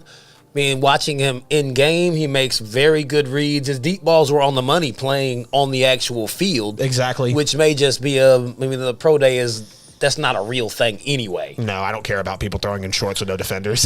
Yeah. I don't care at all. Jamarcus Russell had a great pro day. Johnny Manziel had a great pro day. He's got an extremely strong arm. He's got crazy zip on it. Like, he can throw that deep out route. That's a hard throw for plenty of like very good starters in the NFL right now, Right. to hit somebody outside those numbers on an out route and not throw a pick six. Exactly. I mean, it happens often. He's got the arm strength to make that throw. Yep. I mean, he's got crazy speed and he's really strong. Just like you were saying, he will run people over. I mean, the dude had 1,100 rushing yards and 14 more rushing touchdowns to go along with those 28 touchdowns and no interceptions. Exactly. I mean, he had a ridiculous season. He did. And even if we try to just look at, they didn't play anybody, Carson Wentz got drafted way up there and he played at the same school. He threw for 25 touchdowns and 10 interceptions. He was nowhere near as impressive as Trey Lance at North Dakota State. Agreed. I mean, he came in and they gave him a pass, so we can't knock Trey if we didn't knock Carson. I think he's better than Carson already because, I'm not high on Carson anyway. Right. But I think the ideal situation for Trey would be where he doesn't have to play immediately. Exactly, because he's still... Like, even if he was still on the board for Atlanta, that would be a great pick to let him sit because he's not going, like, whoever they pick isn't going to play. If he was able to sit behind Matt and learn the offense and how to study and to fix some of the inconsistencies in his game, it would work wonders for him. What I think would be the ideal situation is if New England traded up and drafted him and let him sit behind Cam, who is a very similar quarterback. Exactly. And then groomed him in a system that's built for Cam, which would also be built for Trey. Exactly. And he could take it over the next year. Yep. So I think that would be the perfect landing spot for him to come and learn and not have to play, but learn behind someone who is exactly like him. Exactly. Because, I mean, Cam, like I said, Cam and Trey, they're both a very Jekyll and Hyde player. Like, you don't know if you're going to get an extreme upside or if he's going to look really average. So, New England would be great. Learning from Cam, learning from Bill, being in that culture, that would be a great spot for Trey Lance. I have to side with you there, man. That would be fantastic. Oh, yeah, I'd love to have him. Falcons trade that 4 pick. Nobody has as many picks as New England to offer you. Right. Honestly. I mean, Jacksonville does, but they got the number 1 pick, so they're not offering you nothing. So outside of them, no one has as many picks as New England, and they're moving. So I can see that happening. New England will trade for the 4th pick in the draft. Yep. And pick Trey Lance. Shock the whole football world. Man, so we moving on this thing. We got a few more quarterbacks left to go. Before we get to it, we got to pay these bills one more time, and we'll get you these last 3. This should get hot right here because these are the ones that you really they don't get talked about that much. They don't, man. They're going to be great. Hey, everybody, appreciate y'all tuning in tonight to Petty Sports. You already know. Check out Kingz Broadcasting Studios. We're brought to you by Kingz Broadcasting Studios. If you're looking for a studio in the Atlanta area, a great team to get behind you that is going to put you in the right position to have a successful show, podcast, whatever you want it to be sure to check them out. All social media platforms at Kingz with a Z, Broadcasting Studios with an S at the end of studios. Don't want to confuse y'all there. Be sure to check out Petty Sports, Facebook, Instagram, Twitter, Apple Podcasts, Google Podcasts, Spotify. Please make sure to hit the subscribe on the YouTube channel, like, comment, helps put us in the algorithm to bring more content to you. Make sure you hit the bell as well. That's where we'll be getting all the content at. Don't forget to go to Boxcast, go to Live 365, search Kingz Broadcasting Studios. We're on there. Check us out on Periscope. Be sure to grab some apparel. We got the cups, the hoodies, the masks, everything. And of course, as always, guys, we appreciate you tuning in. None of this would be possible without y'all. Thank you for hopping in the chat, always sharing the videos, being on the page, and just being in the live tonight with us, man. We love doing the show for you. And we're about to get these last 2 quarterbacks on the board, give you our 1 through 6, and then we'll get out of here. Feez, let's do it, man. Oh, yeah. Next quarterback needs no introduction. What they call him? Who? Who? Mac Jones. Who? Mac Jones. That boy Mac Jones out of Alabama. The ultimate dad bod. Mac Dad Bod Jones. Mac Jones had a pro day that looked similar to Tom Brady's combine. Right. He's extra slow, is not athletic looking, but when you look at his body of work in 2020, 13 games, 4,500 yards, 41 touchdowns and 4 interceptions, an NCAA record 77.4% completion percentage. Ridiculous. He had 14 rushing yards on the season on 35 carries. He's not going to scramble. He's not coming out of the backfield at all. Right. He'll throw it away. So, man, he set the SEC record for yards. Told you he got the record for completion percentage. What are your pros and cons on Mac, and where do you see him going? I actually have a lot of respect for Mac Jones now because I did not do enough research before accurately judging him because he is also a double-edged sword in this draft. The kid arguably has no bad tape. He's played Auburn. He's played Florida. He's played Georgia. He's played LSU. He's played Missouri. He's in the SEC playing in the best conference in college football and easily the best defensive conference in college football. When you look at every quarterback in this draft, he has easily been tested the most out of everybody. And I would compare him to a Matt Ryan that honestly makes better decisions because he's got the pocket presence. He's smart. He's very smart off the rip. I'd say he is the best quarterback in this draft, arguably. Obviously next to Trevor Lawrence, when it comes to pocket presence and knowledge. The kid is there, and while he might fall short with the athleticism and the deep ball strength, we know he's there on the front end to see the pre-snap, to understand what's truly happening before he calls for the play. And don't judge this kid by his body. He can actually ball out. You heard the stats that Feez just threw out there at you, and he might not be the most athletic, but the fact that he is able to sense his pressure, the fact that he keeps his eyes down the field, his mechanics look good. And don't think he's just a statue. Like, he can move if he needs to. He's not going to. That's not his first thing. But if it's 3rd and 4 and he's got a lane, he probably won't think twice about running because he's got some of the speed. He's not going to kill you with it. But he could maybe try to slide past you. He had a play in the Tennessee game where he showed you he's got some agility. Mac Jones overall is a very good quarterback in this draft. You look at the defenses that he's played, and yeah, he's had Jalen Waddle, Najee Harris, Nick Saban, Devontae Smith, but you can't deny that his accuracy is there. And at the end of the day, he's making the throws that he needs to. And I understand not a lot of reputable quarterbacks come out of Alabama, but also check this out. Tua was first round last year. You're looking at Mac Jones first round this year. Maybe we're starting to see a trend that's slowly building. I know it's only 2 drafts, but we've seen 2 of the best. And Jalen Hurts realistically should have been a first-round pick. It just didn't happen. Easily. We talked about the disrespect on that. We know who Jalen Hurts is. So look at the last 3 starters for Alabama.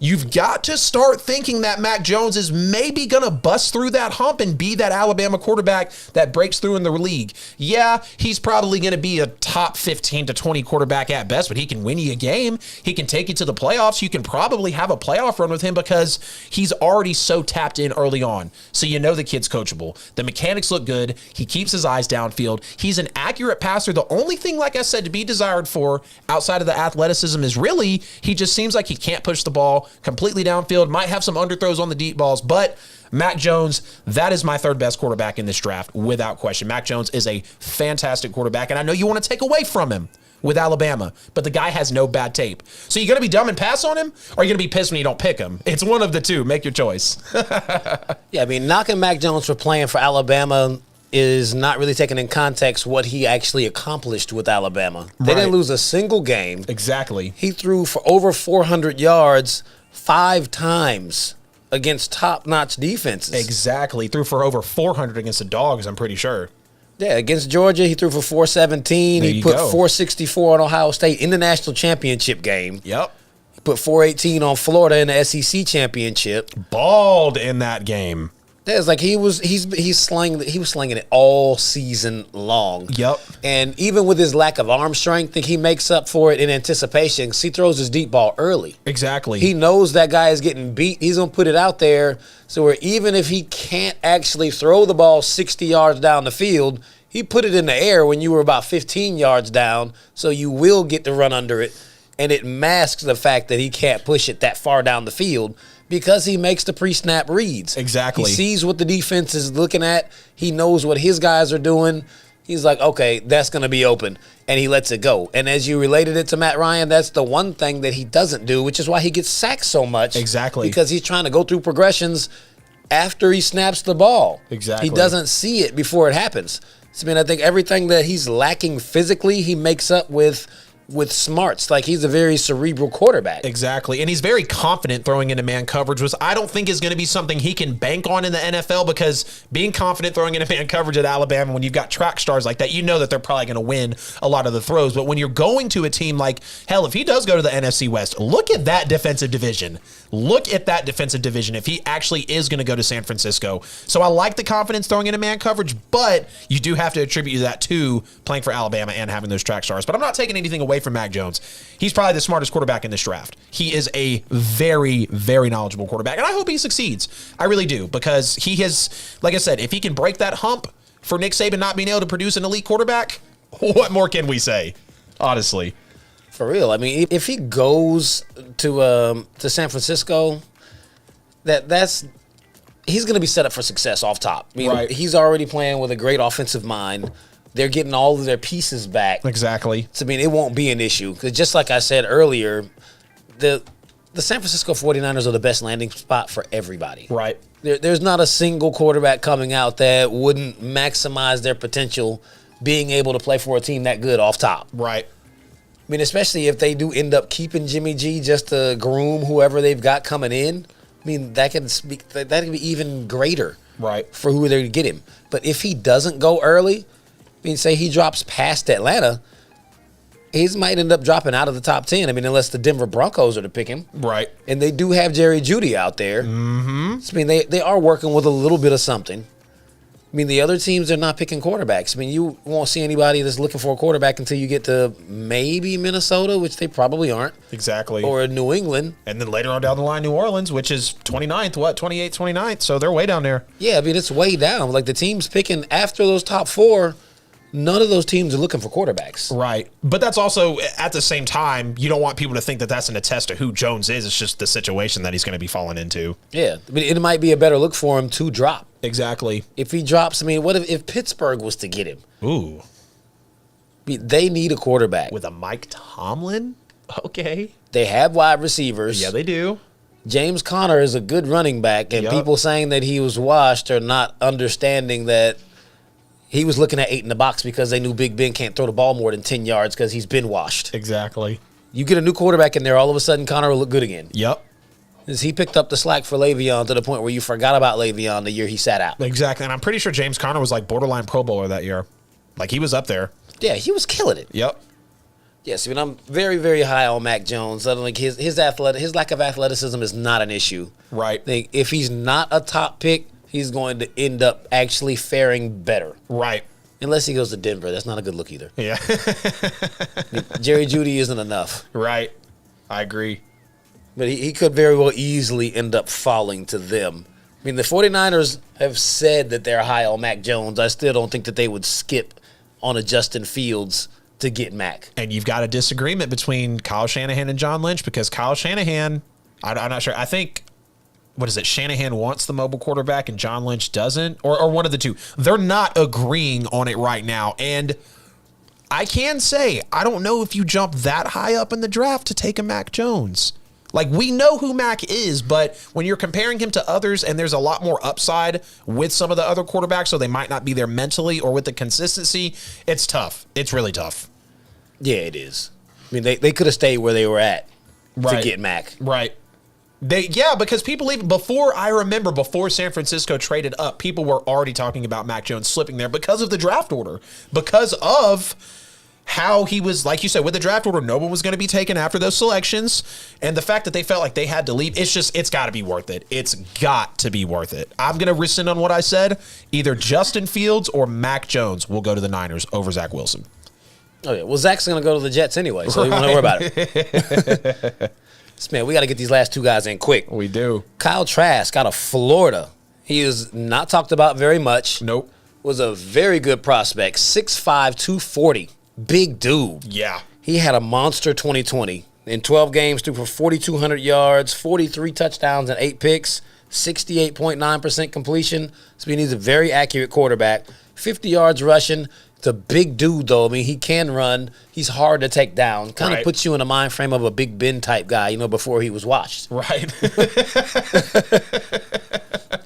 Man, what do you see for Kyle moving down this road? I love the big build. The guy's got big hands. He's sturdy. Like you said, 6'5", 240. He's right up there with Trevor Lawrence. He's the second biggest quarterback in this draft when it comes to height and weight. But the only thing, not even the only thing, there's actually a couple holes in Kyle Trask's game, which I really think hurts his draft stock.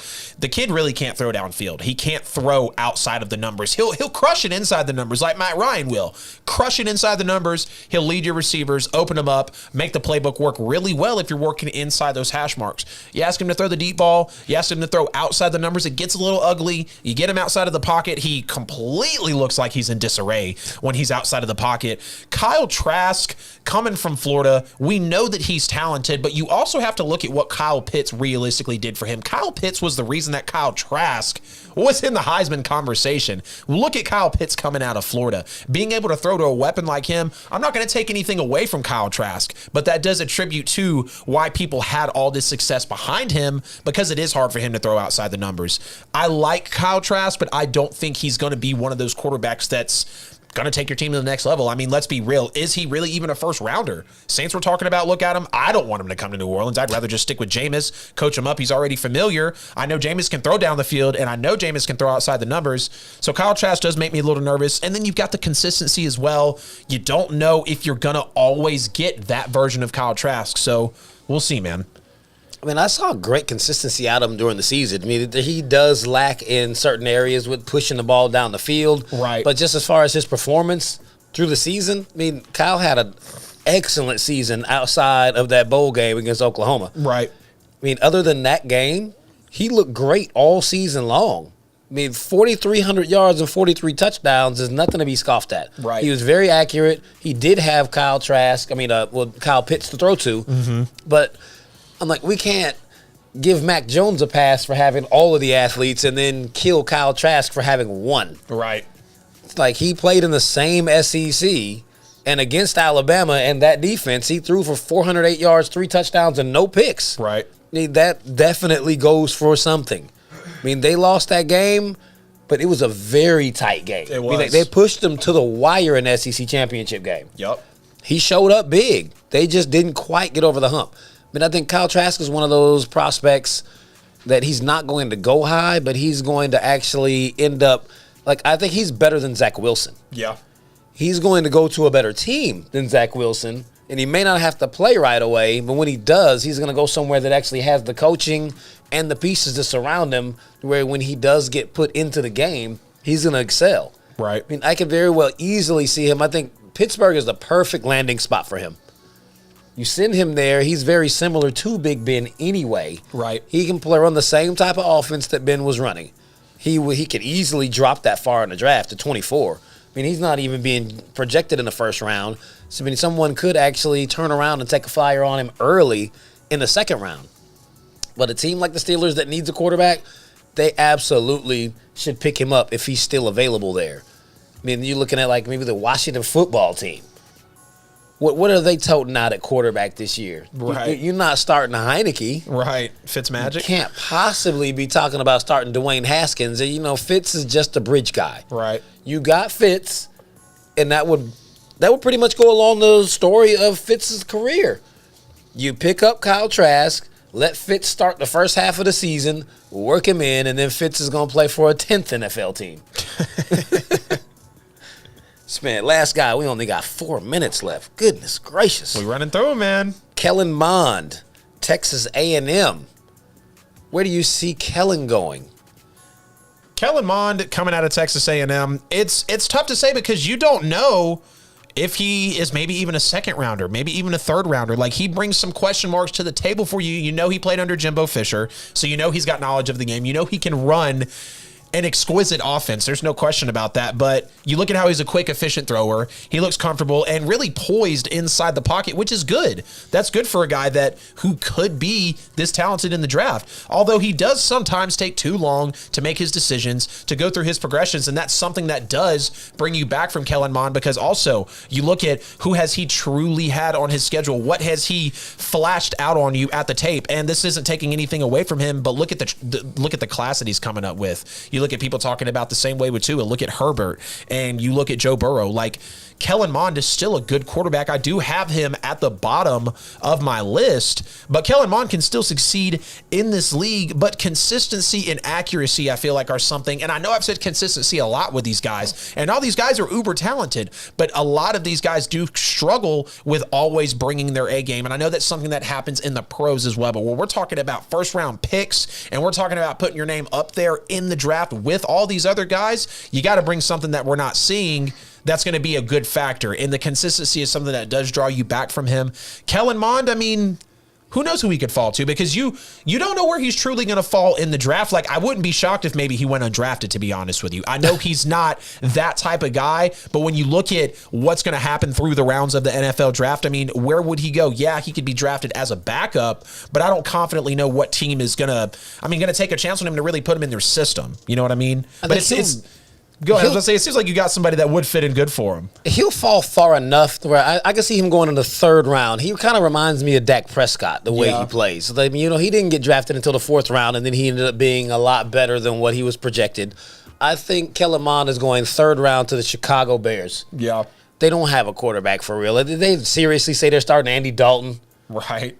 They need a quarterback. He's better than what they have over there. If they bring him in, they can start Andy for a minute, and Kellen can come in and actually give him some kind of spark. Yep. I think he's better than Dalton is now. He's better than Mitch Trubisky, who they never should have drafted in the first place. Not at all. So, yeah, I mean, he is last on my quarterback list, but that's not a knock on him. I think he'll be another quarterback that comes from a late round pick and actually excels. Yep. So, man, that's the show for the night. We appreciate y'all for tuning in each and every Wednesday night. Y'all know how to find me. It's Famous Feez, Instagram, Facebook, Twitter, YouTube, Cash App, all of that. Hey, appreciate y'all, man. Man, you already know Adam Lewis here from What Off Season Sports Podcast. New content every day on Instagram, Facebook, TikTok, YouTube, wherever you can find me. Like I said, guys, check out the show, Petty Sports, every Wednesday, 8 p.m. Eastern Time. Check out Kingz Broadcasting. Be sure to check us out on all platforms, all podcast platforms, Live 365, Boxcast. We're everywhere. If you can't find us, it's because you're not looking. And it's not because you're not looking in the right place. You're just not looking at all, because we're literally everywhere. It's been a great show, guys. We're going to be coming back next week with another version of the Combine. Not going to tell you what position yet. We're still, kind of chopping it here on the set. But we got a lot of positions coming up. It's going to be great. The NFL draft's 3 weeks away, but who's counting? Me. It was a great show, guys. Petty Sports out, as always.